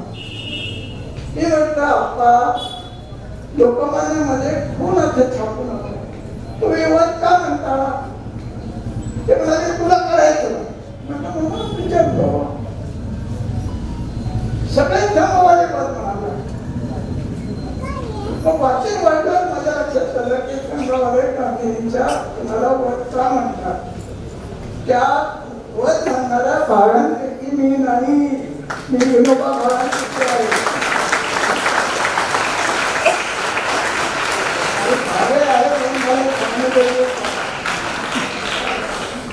विनोबा भावांच्या विचारापैकी आहे. पंडित नेहरू महात्मा गांधींनी याच्याकडे शरव दिलं. गांधींनी काय केलं, नेहरूंनी काय केलं, गांधी म्हणजे नेहरू कुटुंबानं मोतीलाल त्यांची पत्नी, जवाहरलाल त्यांची पत्नी, बहीण विजयलक्ष्मी, कृष्णा आदित्य, इंदिरा गांधी, नेहरू फॅमिलीच्या सगळ्या जणांनी देशाच्या स्वातंत्र्यासाठी भोगलेली एकूण शिक्षा 19.5 वर्ष आहे आणि एकट्या नेहरूंनी 9.5 वर्ष तुरुंगात काढलेली आहे. कृष्णा आदितींचा नवरा राजा आदिती तुरुंगात गेला.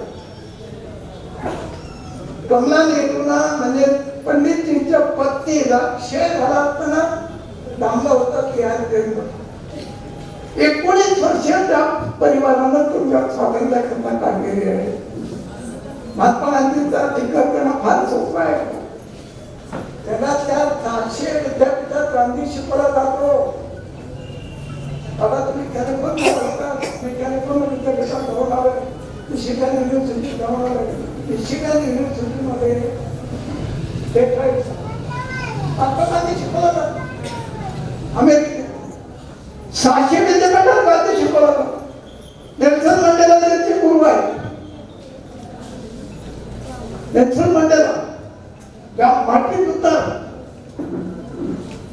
एवढी मोठी माणसं त्या देशात आहेत. त्यांनी काय केलं आपले प्रश्न कोण विचारतो. 1 वर्ष सत्तेवर किती बोलून काय बोलायला लागलं की भान राहत नाही आणि त्यांनी मला परवानगी देऊन टाकली. ते बोला तेवढंच फायदा घ्या बोला बोलतो. योग्य वाटतं ते घ्या, बाकीचं सोडून द्या. पण पुन्हा एकदा तुम्हाला सगळ्यांना नमस्कार करतो. तुम्ही माझा जो सन्मान केला तेवढा मी खरंच मनापासून मला तुम्हाला विधान परिषद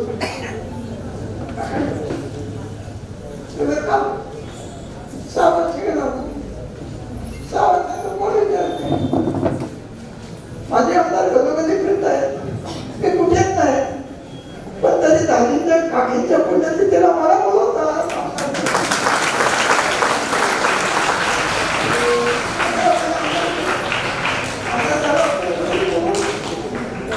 बरेच आमदार पदाच्या मागे धावून विचारांच्या मागे धावून आणि भूमिकेचा एक ठाम भूमिकेच्या विचारावर उभे राहा. सगळे दादा तुमच्या बाजूला पण केला असं नाही. निवडणूक आहे काय फरक पडतो, पण विचार सोडू नका.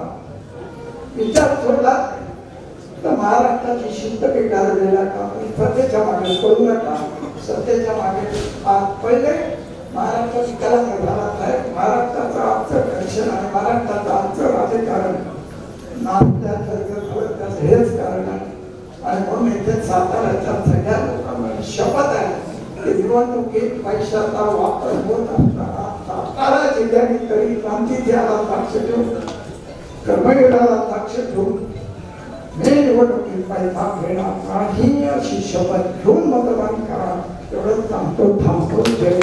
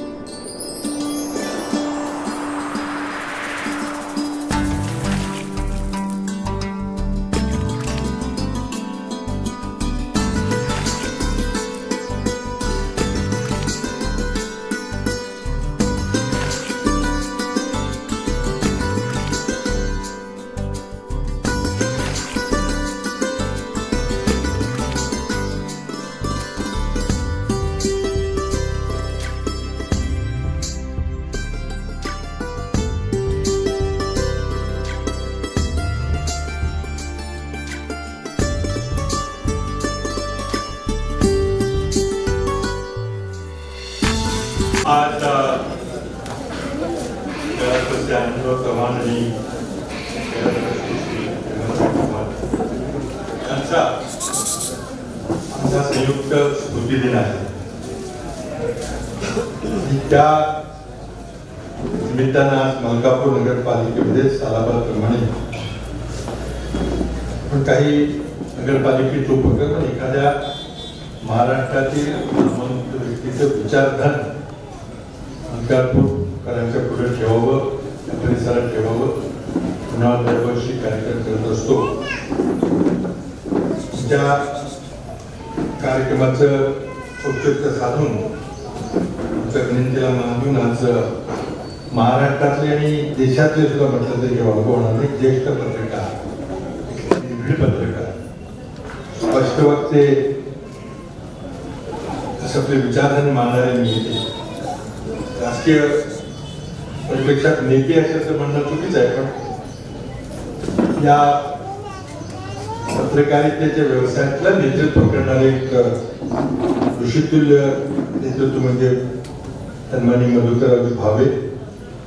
आज त्यांनी इथं यायला कबूल केलं, ते आले आणि आमच्यासोबत त्यांनी आपले विचार मांडले, प्रबोधन केलं. त्याचबरोबर या कार्यक्रमाकरता आवर्जून उदयसिंग पाटील, उंबरकर दादा, वसंतराव जगदाळे, रणजित देशमुख, कराड दक्षिण काँग्रेस कमिटीचे अध्यक्ष मनोहर शिंदे, मलकापूर नगरपालिकेच्या माजी नगराध्यक्षा सौ मिलनताई गेडगे,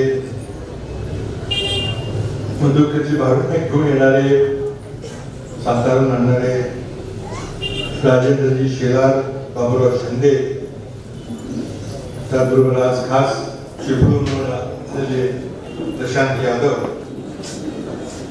धनाजीराव काटकर, आपले गट विकास अधिकारी प्रताप पाटील, दाखिल पठाण, मलकापूरचे मुख्याधिकारी प्रधान प्रशासक प्रताप कोळी, संभाजीराव मोहिते, सातारा जिल्ह्याच्या काँग्रेसच्या महिलाच्या अध्यक्षा सुनंदा यादव, संजय पवार, अर्चना पाटील, सुरेंद्र साठे, वैशाली जाधव, जे कराड पंचायत समितीचे माजी सदस्य इंदुराव पाटील अप्पा, मलकापूरचे ज्येष्ठ नगरसेवक शंकरराव तांबे अप्पा, उत्तमराव पाटील, कराडच्या मीनाक्षी मालुकर, सुविद्याताई माने, गवले, कराड बस स्थानकाच्या प्रमुख श्रीमती शर्मिला कोड, श्री सतीश माने, अभिषेक जाधव, दिलीप चव्हाण या कार्यक्रमाला मोठ्या संख्येने उपस्थित असलेले आजी माजी पदाधिकारी, नगरसेवक, तर सगळेच माजी पदाधिकारी आहेत. त्या निवडणुका 2-3 वर्ष स्थानिक स्वराज्य संस्थांच्या निवडणुका झालेल्या आहेत. मंचकाले सर्व मान्यवर, पत्रकार मित्र, बंधू भगिनी, 8 जुलै हा कार्यक्रम माझ्या पिताजींचा आणि मातोश्रीचा संयुक्त दिन असतो. त्या दिवशी त्यांच्या प्रत्येक अशा राजकीय आणि सामाजिक कामाची आठवण व्हावी म्हणून कुठल्या तरी राज्याच्या एका प्रमुख विचारवंताचं विचारधारा या ठिकाणी सादर करण्याचा हा कार्यक्रम असतो. कधीच आम्ही फार कायदा वगैरे करता वैचारिक प्रबोधनाचा कार्यक्रम असतो. आज भावे साहेबांनी आपल्या समोर आपले अगदी परखड असे विचार मांडलेले आहेत. त्यांचं वय झालेलं आहे, त्यांना बोलवावं म्हणून सुद्धा काळजी वाटते की प्रवास त्यांना सहन वगैरे, पण त्यांनी स्पष्ट सांगितले की मला काही माती काळजी करू नका, मी बरोबर नेमका 7 तारखेला संध्याकाळी करायला येईल. त्यांनी शब्द दिल्याप्रमाणे ते आले. मी जरा विधिमंडळाच्या कामात व्यस्त होतो, काल एक जळगावला कार्यक्रम होता, खूपच आग्रह झाला म्हणून मला जावं लागलं. मधुकरराव चौधरी यांचाही स्मृतिदिन आजच्या दिवशी असतो आणि त्यांचे चिरंजीव आमचे विधिमंडळाचे सहकारी आमदार शिरीष चौधरी यांनी तो कार्यक्रम आयोजित केला होता. काल मला इथे खरंच भावेचा तुमचे मनपूर्वक धन्यवाद. आज ज्यांचे विचार ऐकावे आणि ते विचार साठवून ठेवावे अशी माणसंच महाराष्ट्रात राहतील. त्यामुळं खरंच आहे की आपण पुरस्काराचं उदाहरण दिलं. अनेक थोर व्यक्तीच्या नावे पुरस्कार आहेत, तो पुरस्कार द्यायचा कोणाला हा संयोजकासमोर प्रश्न येतोय. दिवसेंदिवस पुरस्कार त्याला द्यावं, त्याच्या हाती द्यावं याचीच वाढवा पाहिजे. कारण काय झालं की परिस्थितीची माहिती भावीसाहेबांनी दिली. आपण 1947 साली स्वातंत्र्य मिळाल्यानंतर सर्वात काही मोठी उपलब्धी त्या देशाने मिळवली असेल कबूल असेल तर ती म्हणजे त्या देशात आपण एका संविधानावर आधारित लोकशाही जिवंत ठेवलेली आहे. नुकत्याच त्या लोकशाहीमधल्या सर्वात मोठ्या निवडणुका ज्याला आपण लोकशाहीचा उत्सव देखील म्हणतो त्या साजरा झाला. जगातल्या इतर कुठल्याही देशात नाही इतक्या मतदारांनी मतदान केलं. त्या निवडणूक प्रक्रियेचं लॉजिस्टिक्स त्याची यंत्रणा उभारणी करणे फार सोपं नसते. पण त्या लोकशाहीच्या अमृत मंथनातून काय बाहेर निघालं ते खरोखरच देशाला पुढे नेईल का नाही याची चिंता सगळ्यांना आहे. आणि ते मंथन आता आपल्याकडे 2-3 महिन्यामध्ये, ऑक्टोबर महिन्यामध्ये होणार आहे. ही महाराष्ट्राची पुढची राजकीय, आर्थिक, सामाजिक दिशा ठरणार आहे. आता आपण जर चुकलो तर मग चर्चिल म्हटले होते की या देशामध्ये लोकशाही हे लोक चालू शकणार नाही. ते बघा पुन्हा खरं उशीर, कारण आता जो काही प्रकार घडला त्याला खरंच लोकशाही म्हणायचं का याचा एक संभ्रम निर्माण झाला. ब्रिटिशांच्या काळाची लोकशाही आहे ज्यातून आपण आपली राज्यघटना तयार केली. काही गोष्टी आपण अमेरिकन राज्यक्रांतीमधून त्यांच्या घटनेतून काही गोष्टी आपण घेतल्या. डॉक्टर बाबासाहेब आंबेडकर यांना जेव्हा घटना निर्मितीची जबाबदारी देण्यात आली तेव्हा तुम्ही त्यापर्यंत तोपर्यंत असणाऱ्या जगातल्या सर्व राज्यघटनांचा त्यांनी अभ्यास केला. त्यांच्या ज्या चांगल्या गोष्टी आहेत त्या आपण घेतल्या, त्यामध्ये काहीच वाईट मानायचं कारण नाही.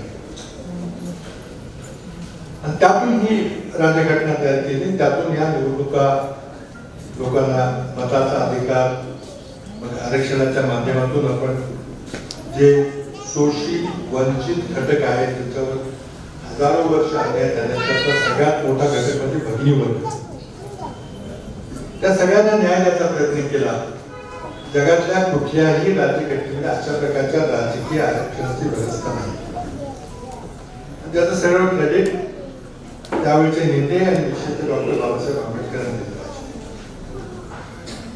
पण काय आहे की जर निवडणुकाच घेतल्या नाही तर पुस्तकात निवडणुकीची प्रक्रिया आहे, निवडणूक आहे. पण महाराष्ट्रात आपण बघितलं की या काय कारणामुळे 2-3 वर्ष स्थानिक स्वराज्य संस्थेच्या निवडणुका झाल्या. स्थानिक स्वराज्य संस्थांना बळकट करण्याचं स्वप्न होतं स्वर्गीय यशवंतराव चव्हाणांचं.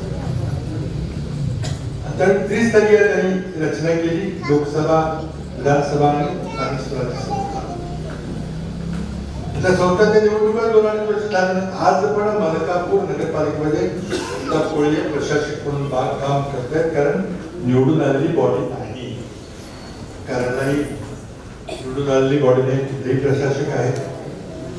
आणि एका दृष्टीने जो घटना निर्मित्याने ही कल्पना होती की हे सरकार चाललं पाहिजे ते लोक नियुक्त प्रतिनिधीच्या माध्यमातून झालं पाहिजे, त्याला आपण कुठेतरी त्या कल्पनेचा पराभव केलेला आहे निवडणुका.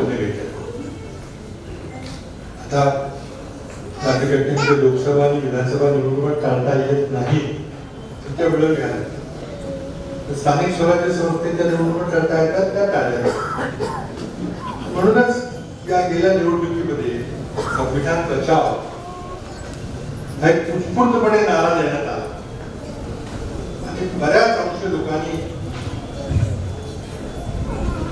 संविधानाला संरक्षण करण्याकरता, आपल्या लोकशाही व्यवस्थेचं संरक्षण करण्याकरता मतदान केलं. काही ठिकाणी पैशाचा खूप वापर झाला, पोलिसांनी उल्लेख केला.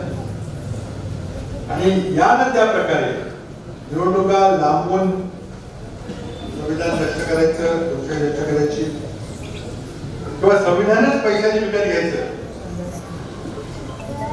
आणि विचारायला जे आलं पाहिजे ते व्यवस्थेचा पैशाच्या आधारे चालण्याचा असाही प्रचार झाला. म्हणजे संसदेमध्ये 2/3 बहुमत येऊन जर घटना बदलता येणार नसेल तर मग इतर मार्गाने घटना निष्पक्ष करता येईल का, हाही प्रयत्न चाललेला आहे. इतक्या मोठ्या प्रमाणात पैशाचा वापर झाला, धर्माचा वापर झाला, जातींचा वापर झाला. ही संसदीय लोकशाही 2 विचारांची लढाई असली पाहिजे, 2 राजकीय पक्षांची लढाई असली पाहिजे. म्हणजे राजकीय पक्ष आर्थिक विचारावर असतील, डावे उजवे, साम्यवादी, धर्मवादी, किंवा सामाजिक विषय, शोषित वंचित घटकांना कसं ताकद द्यायची, त्यावर असेल. कुठल्या तरी विचारावर आधारित पक्ष असतात. त्या 2 पक्षाच्या विचारांची लढाई असण्यासाठी 2 माणसांची लढाई. अमेरिकेमध्ये देखील लोकशाही आहे, तिथे राजकीय पक्ष आहे, पण तिथे राजकीय पक्ष एक आपला पैलवान तयार करतो. आपला उमेदवार तयार करतो, त्या दोन पैलवानांची लढाई होती, दोन व्यक्तींची लढाई होती. पण ब्रिटिश पद्धतीमध्ये तसं नाही.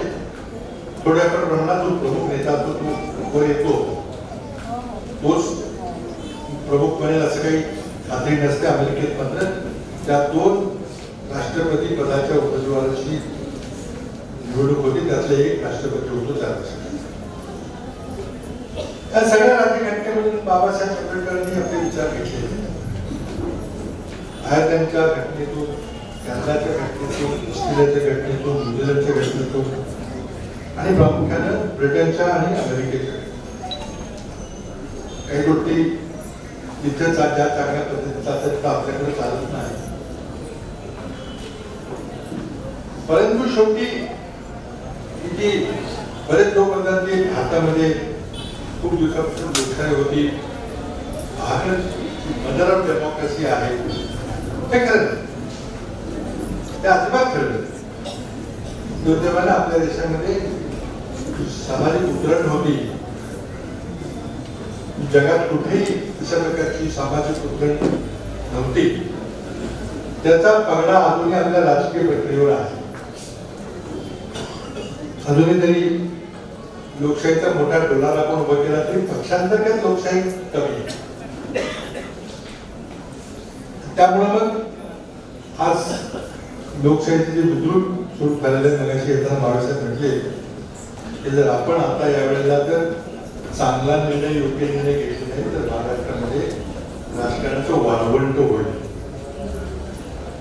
शब्दप्रयोग वाळवंट होईल तर काही उघडणार नाही, काही नुकसान होणार नाही. ते जर वाळवंट राजकारणाचं नसेल करायचं आणि महाराष्ट्राचं वाळवंट नसेल करायचं तर आपल्याला लोकशाहीचं संरक्षण केलं पाहिजे आणि विचारावर 5 वर्षाकरता येणार प्रतिनिधी होते. याच विचाराकरता जेव्हा 52ला शेतकरी कामगार पक्षाकडून उभं राहिले, 57 उभं राहिले, जिंकले, काँग्रेस मोठा राज्य पक्ष होता. तर त्या पक्षावर काही उच्चभ्रू संस्कृतीच्या माणसांचा पगडा होता. बहुजनांना स्थान नव्हतं. बहुजनांना या राजकीय प्रक्रियेमध्ये सहभागी होता यावं याकरता अनेक थोर माणसांनी त्यात शाहू महाराजांचं, पुण्याचं घटनाच असं नाव काढलं की म्हणून आपण फुले शाहू आंबेडकरांचा विचार आणतो. त्यांनी करून दाखवलं, नुसतं बोलले. त्या विचाराने प्रभावित होऊन काँग्रेसवरचा जो उच्चभ्रू लोकांचा जो पगडा होता तो कमी करण्याकरता पश्चिम महाराष्ट्रामध्ये मोठ्या प्रमाणात शेतकऱ्यांसाठी कामगारांचा पक्ष भरायला त्यांची मागणी होती की एका भाषेवर आधारित राज्य झालं पाहिजे. भाषावर प्रांत रचनेचा निर्णय झाला. संबंध देशामध्ये भाषेवर आधारित स्वतंत्र राज्य निर्माण झाली कारण प्रशासनामध्ये सोय व्हावी म्हणून. तर त्याला एकच अपवाद ठरला, तो म्हणजे महाराष्ट्र आणि गुजरात यांचं द्विभाषिक राज्य केले गेले. कारण मुंबईतल्या गुजराती समाजाच्या माणसांना मराठी लोकांच्याकडून धोका निर्माण होते. सुरत कुठल्याचं उदाहरण लोकांच्या डोक्यात अजूनही आहे. म्हणून तिथल्या गुजराती मंडळींच्या संरक्षणाकरता एक द्विभाषिक निर्माण झालं आणि त्या विरुद्ध तो लढा होता की आमच्यावर अन्याय का, गुजरातमध्ये लढा झाला की आमच्यावर अन्याय का, आमच्या गुजराती भाषिकांचं वेगळं राज्य आम्हाला पाहिजे, मराठी भाषिकांचं वेगळं राज्य पाहिजे. त्या लढ्यातून मग मोठा इतिहास आजच्या पिढीला तो इतिहासाचा विसर बहुतेक पडलेला आहे. त्या बलिदानातून महाराष्ट्र राज्य निर्माण झालं. त्यावेळेला मोरारजी देसाई संयुक्त प्रांताचे, द्विभाषिक राज्याचे आणि मुंबई महाराष्ट्राचे जे मुख्यमंत्री होते त्यांना हे काही नको. आणि त्यावेळेला नेहरूला वाटले की नाही मोरारजी म्हणतायचे बरोबर आहे, दिला. परंतु इंदिरा गांधींनी तर त्यांच्यासमोर कैफियत मांडली गेली किंवा त्यांना लक्षात आले की हा महाराष्ट्राच्या आणि गुजरातच्या दोघांच्यावर अन्याय आहे. म्हणून त्यांच्या प्रेरणेने निराश शेवटी आपली भूमिका बदलली. वेगळी राज्य निर्माण झाली. एका दिवशी गुजरात निर्माण झालं, मराठी निर्माण झालं. दोन्ही राज्यांची सामाजिक आर्थिक परिस्थिती सारखी होती कारण आता दिवशी एकच राज्य होतं. पण गेल्या 1960 पासून आता बरीच वर्ष झालेली आहे. आपण जर आढावा घेतला, काल बजेट मांडलं गेलं, राज्याचं दुसरं बजेट का मांडलं मला कळलं नाही. पण राज्य सरकारनं फेब्रुवारीमध्ये राज्याचं बजेट मांडलं होतं. पुन्हा नवीन बजेट मांडायचा काय उपयोग होतो ते आम्हाला कळलं नाही. अर्थमंत्री काही सांगू शकले नाही. मग आम्हाला लक्षात आलं की ती लाडकी बहीण योजना ही टीव्हीवर सगळ्या महाराष्ट्राला सांगता येईल म्हणून ते बजेट होतं. कारण तो कॅबिनेटचा निर्णय कधी घेतला चांगली गोष्ट आहे. सामाजिक सुरक्षा कवच हे निर्माण केलं पाहिजे. काँग्रेसच्या जाहीरनाम्यात आम्ही 8,500 रुपये द्यायचं अधिवेशन दिलं होतं. कर्नाटकमध्ये आम्ही ही योजना राबवली, तेलंगणामध्ये राबवली. मध्य प्रदेशमध्ये आमची सत्ता नव्हती. आमचे विरोधी पक्षनेते कमलनाथ यांनी योजना राबवायचा निर्णय घेतला. आमचं सरकार आल्यावर छापले फॉर्म लोकांना वाटले, त्यांचे नंबर वगैरे घेतले. तर लगेच तिथल्या मुख्यमंत्र्यांना कळलं की योजना आपण उचलली पाहिजे. त्यांनी लगेच उचलली. 12,500 रुपये प्रत्येक लाडली बहिणा नावाने दिले. महाराष्ट्राने त्याची कॉपी केली म्हणजे वरून सांगितलं तुमच्या राज्यामध्ये महायुतीचा पराभव झालेला आहे, आता तुम्ही ताबडतोब ती योजना राबवा. काही खरं नाही. काही गर्दीमध्ये बजेट अधिवेशन बोलवलं गेलं, बजेट मांडलं गेलं, त्याची राबवली गेली. मग मी सांगितलं की बाबा त्या योजनेमध्ये काही त्रुटी आहे, त्या दुरुस्त केलं पाहिजे. हे चांगली गोष्ट आहे. महिलांना ही मदत मिळाली पाहिजे, त्यांना सामाजिक सुरक्षा मिळाली पाहिजे, तर सक्षमीकरण झालं पाहिजे. आज मलकापूर नगरपालिकेनं महिलांच्या सक्षमीकरणाचं काम जे केलेलं आहे ही राज्याची प्रयोगशाळा आहे.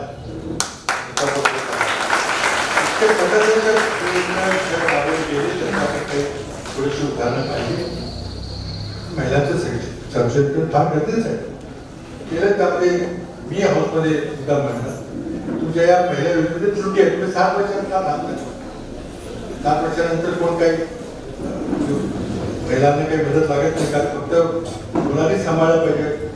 मनुस्मृतीत गेलेलं आहे महिलांनी पुढे सांभाळायचं, वडिलांनी सांभाळायचं, नवऱ्याने सांभाळायचं, मुलांनी सांभाळायचं. आता स्वतंत्र आयुष्य जगण्याची कल्पनाच आपल्याकडे नाही. म्हणून त्याच कल्पनेतून 7 वर्षापर्यंत फक्त पैसे मिळतील, पुढे नाही.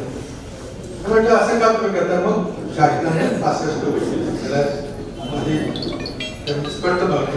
एखाद्या महिला असेल ज्याला कोणी बघत नसेल तर तिला हे आपल्याला करता येईल. दुसरी आपली अडचण होती की 21 वर्षाच्या विवाहित महिलेलाच एखादी महिला म्हणजे की मला लग्न करायचं, मला अभ्यास करायचं, शिकायचं, समाजकार्य करायचं, लग्न नाही करणार, तुला नाही मिळत. तर ते पण दुरुस्ती नाही.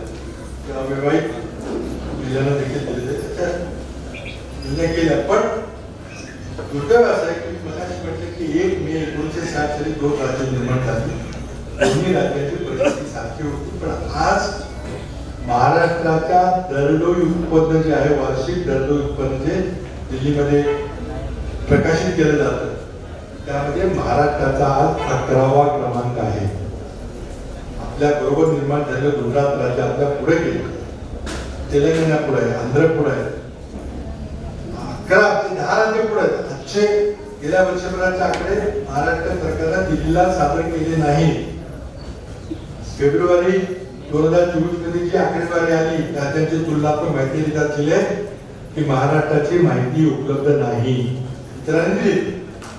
माझ्या माहितीप्रमाणे महाराष्ट्राचा नंबर बहुतेक 14वा गेला. माहिती आपल्याला का असं होतं?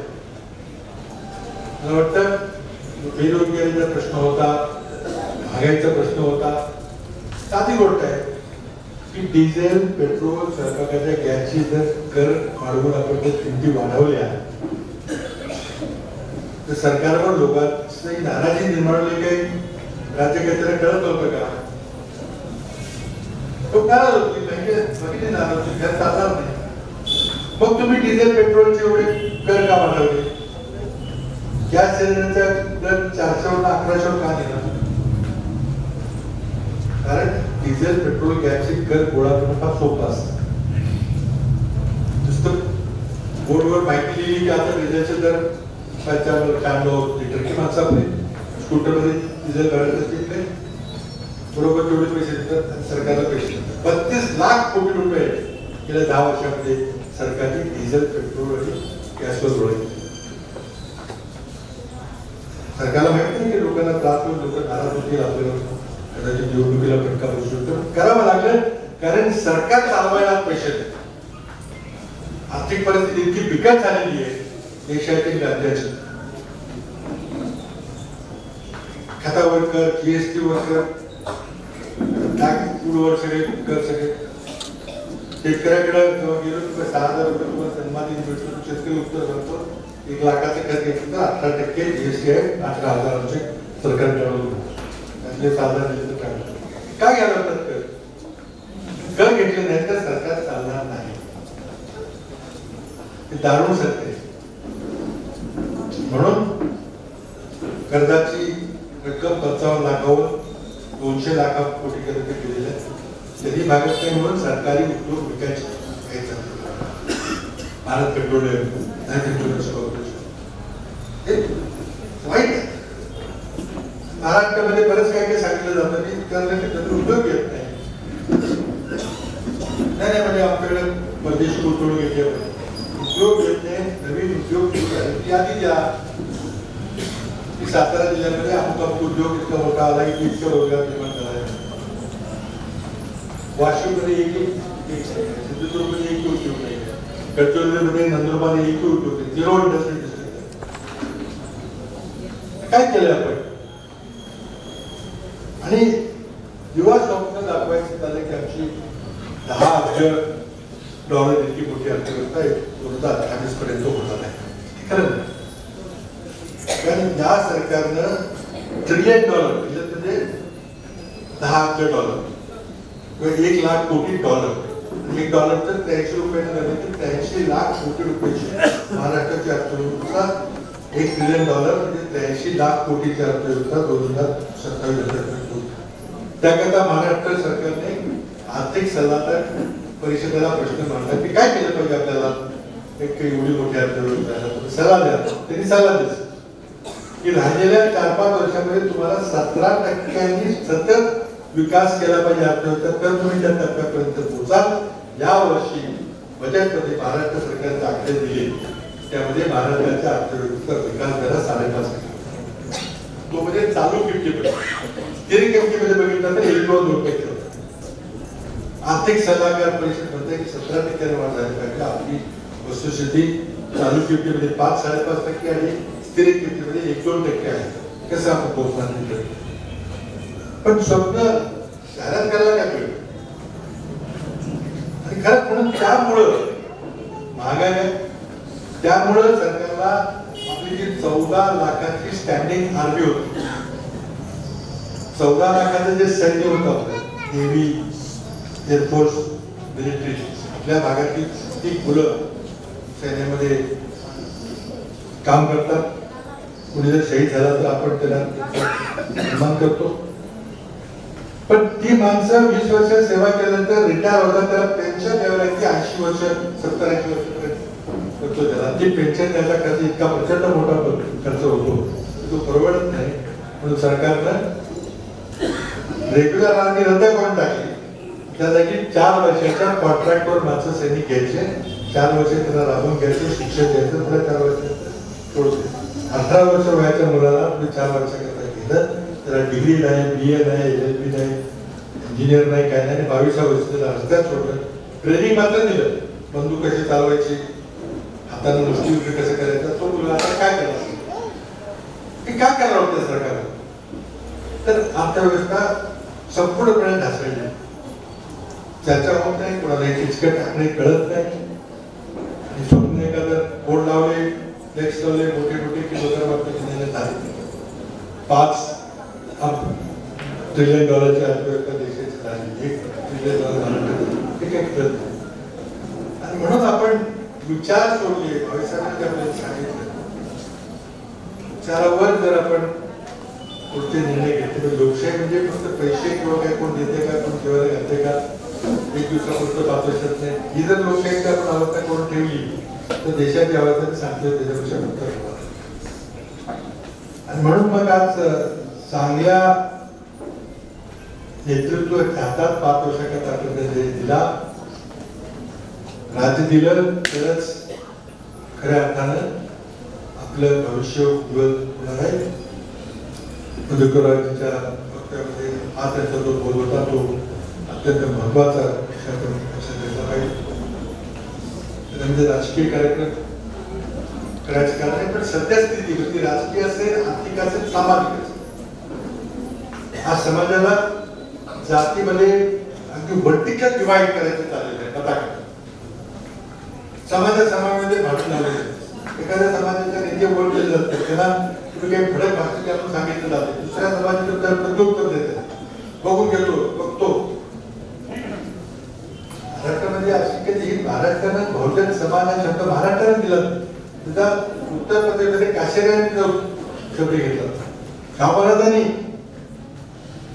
मराठा समाजाचे राजे होते, पण त्यांनी धनगर समाजाच्या व्यक्तीने आपल्या त्या व्यक्तीचा विभाग केला, लग्न केले. आणि बहुजन समाज आहे खरा, कष्टकरी माणूस हा बहुजन समाज आहे. समाजातली ही ओबीसी, कुणबी, कुठला वर्ण काय वर्ण सगळं सपोर्ट टाकला पाहिजे. हा प्रयत्न आपल्या फुलांनी केला, शाहू महाराजांनी केला, पण आपण त्याला पुन्हा त्याच्यामध्ये जी पक्की कशी व्यवस्था, त्या व्यवस्थेमुळे समाजाचं मन कसं दुभांगलं जाईल याचा प्रयत्न करतोय. मताच्या राजकारणाकरता दिल्लीमध्ये एका धार्मिक प्रवर्गाला प्रताडित केले गेले.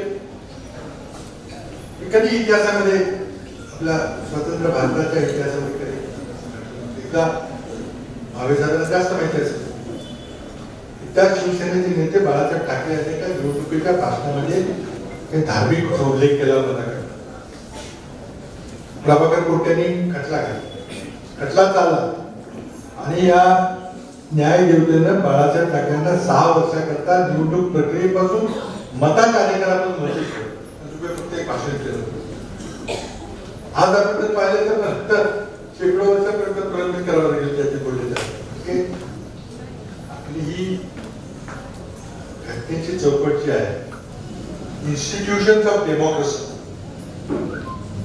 जी लोकशाही आपण जी चालवतो त्याची जी यंत्रणा आहे, आपण ज्या संस्था निर्माण केलेल्या आहेत, त्या संस्थात जर एखाद्या पक्षाने व्यक्तीने काम केले तर लोकशाहीच्या ढाचा नाही. पेपरला बातम्या केली की आज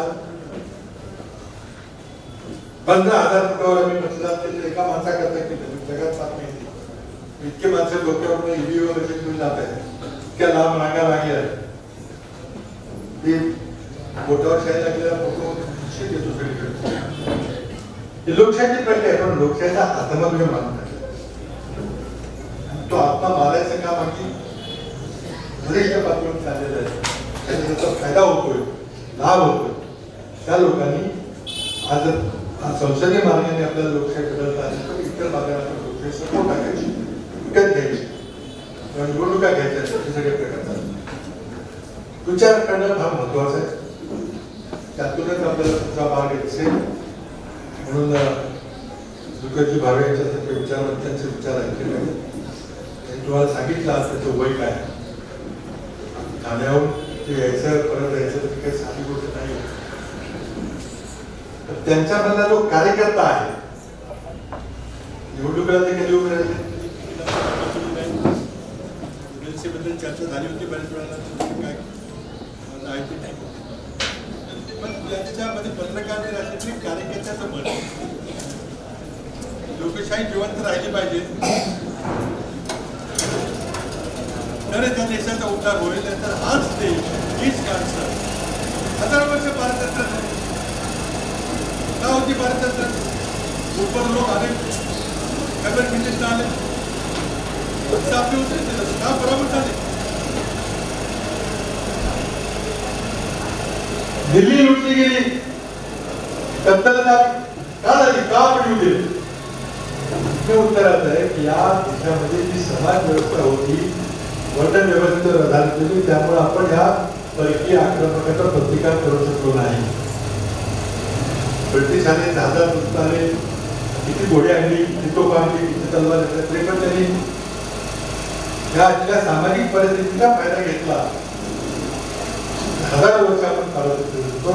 राज्यघटना मिळाल्यानंतर तो देश जो 1000 वर्ष भारताचा होता एका महाशक्ती म्हणून उदयास आलेला जगातील 3ऱ्या क्रमांकाची आर्मी 5व्या क्रमांकाची अर्थव्यवस्था झाली अजूनही प्रयत्न आपल्याला सोडवायचे पण दरडोई उत्पन्नाच्या बाबतीत पाहिलं तर आपला 144चा नंबर आहे 144 देश आपल्यापेक्षा जास्त समृद्ध आहेत त्याच्या लोकांचं उत्पन्न आपल्यापेक्षा जास्त आहे तर किमान आपल्याला 70-80 वर तर आलं पाहिजे आता कसं आम्हाला समृद्ध देश करायचे प्रयत्न समृद्ध देश म्हणजे काय विकसित देश म्हणजे काय तर आपला क्रमांक 144 60-70 पर्यंत आला तर मग आपण आपल्याला पाच लोकून पण तोही होताना दिसत नाही म्हणून त्याच्या प्रतिकूल परिस्थितीमध्ये यानंतर त्यावेळेला 57 बाबाची निवडणूक वेळ फार आलेली आहे पण फारच लहान होतं मला आठवतं की स्वतंत्र कराड लोकसभा मतदारसंघामध्ये एक गाड्या असायची एक गाडीने 6-7 तालुक्याचा प्रचार व्हायचा निवडणूक 3 महिने चालायचे पण बैलगाडीचा प्रचार व्हायचा सायकल लोक जायचे भाकऱ्या ती लोकशाही त्या लोकांनी लोकशाही व्यवस्था ठेवली त्या पिढीने लोकशाही व्यवस्था ठेवली आपण आता ती लोकशाही संपुष्टात आणण्याचे काम करायला लागलो आणि लोकशाही संपली तर पुन्हा मग काय देशाचे हाल होतील किती कुठे होतील कोण आपल्याला राज्य करायची मग काटा आणण्यासाठी या निमित्तानं मतदारसंघानं यशवंतराव मोहिते भाऊ यांच्यासारख्या त्या विचारवंत माणसाला कित्येक वर्ष त्यानंतर स्वर्गीय विलासराव काका यांना त्या मतदारसंघाचं डोक्यात घेतलं कोणालाही जीव दिलं नाही आणि हा सातारा जिल्ह्याचा उल्लेख 3 जिल्हे होते महाराष्ट्र देशात ज्याने ब्रिटिशांच्या विरुद्ध सरकार निर्माण केलं पंजाबमधला हरगणा युट्यूबमधला बली आणि महाराष्ट्राचा सातारा तो इतर माणसं निर्माण झाली काय त्याला गरज होती ठाकूर बोले झाले वसंतदादा असतील यशवंतराव चव्हाण असतील तर त्यांनी या देशाच्या स्वातंत्र्याची समाज व्यवस्था बदलण्याकरता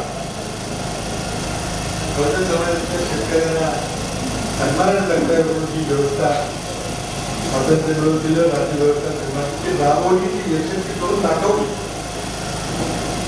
ही आपल्याला पुढे न्यायचं आहे त्यामध्ये कमी पडतोय त्या अपप्रवृत्तीला आपण बळी पडतोय त्या अपप्रवृत्ती विरुद्ध विजय मिळून आपण लोकशाही बळकट करतोय हा आजचा आपल्या समोरचा प्रश्न या आज जुलैच्या कार्यक्रमात आपण हाच विचार केला पाहिजे काही राज्यातली प्रयोगशाळा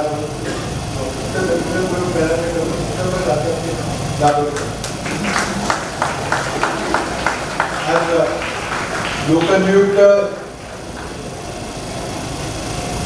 नगरसेवकांनी खूप चांगलं काम केलं आता नगरसेवक नगराध्यक्ष पदावर नाही पण खूप चांगलं काम केलं आणि प्रशासनाकडे 3 दिवस काम चालू ठेवतात बरीचशी कामं आहेत मला विकास कामाची बरीच यादी तात्पुळे आणि यांनी सांगितलेली आहे रोहित काळामध्ये काही कामं झाली आज एका कामाचा सुधारणा केला रस्त्याच्या 1 कोटी रस्त्याच्या कामाचा गटर आहे प्रशासकीय इमारतीचं काम आहे ती क्रीडा संकुल बनवायची त्याची कल्पना आहे बरीच कामं आहेत करत राहूया आपण शेवटचं अधिवेशन आहे हा शेवटचा आठवडा आहे 5 वर्षाचा कार्यकाल संपलेला आहे निवडणुका सप्टेंबर ऑक्टोबरमध्ये पुन्हा आपल्याला सामोरं जावं लागणार त्यामध्ये महाराष्ट्राची जनता काय निर्णय घेईल ही लोकशाही जिवंत ठेवायची फासिस्ट प्रवृत्ती आणायची विचारांचं राजकारण करायचं का पैशाचं राजकारण करायचं हा निर्णय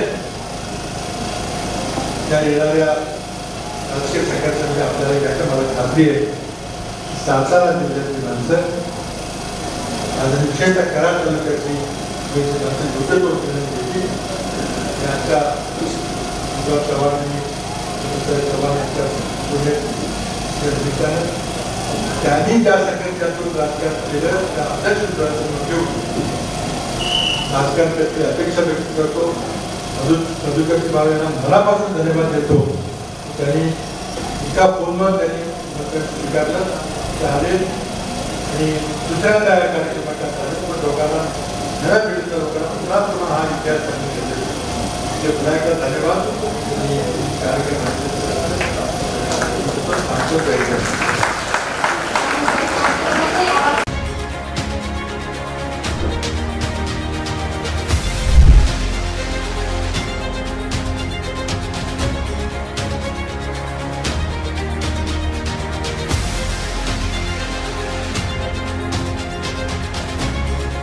KMS न्यूज, स्पंदन मरांचे, नाते आपुलकीचे.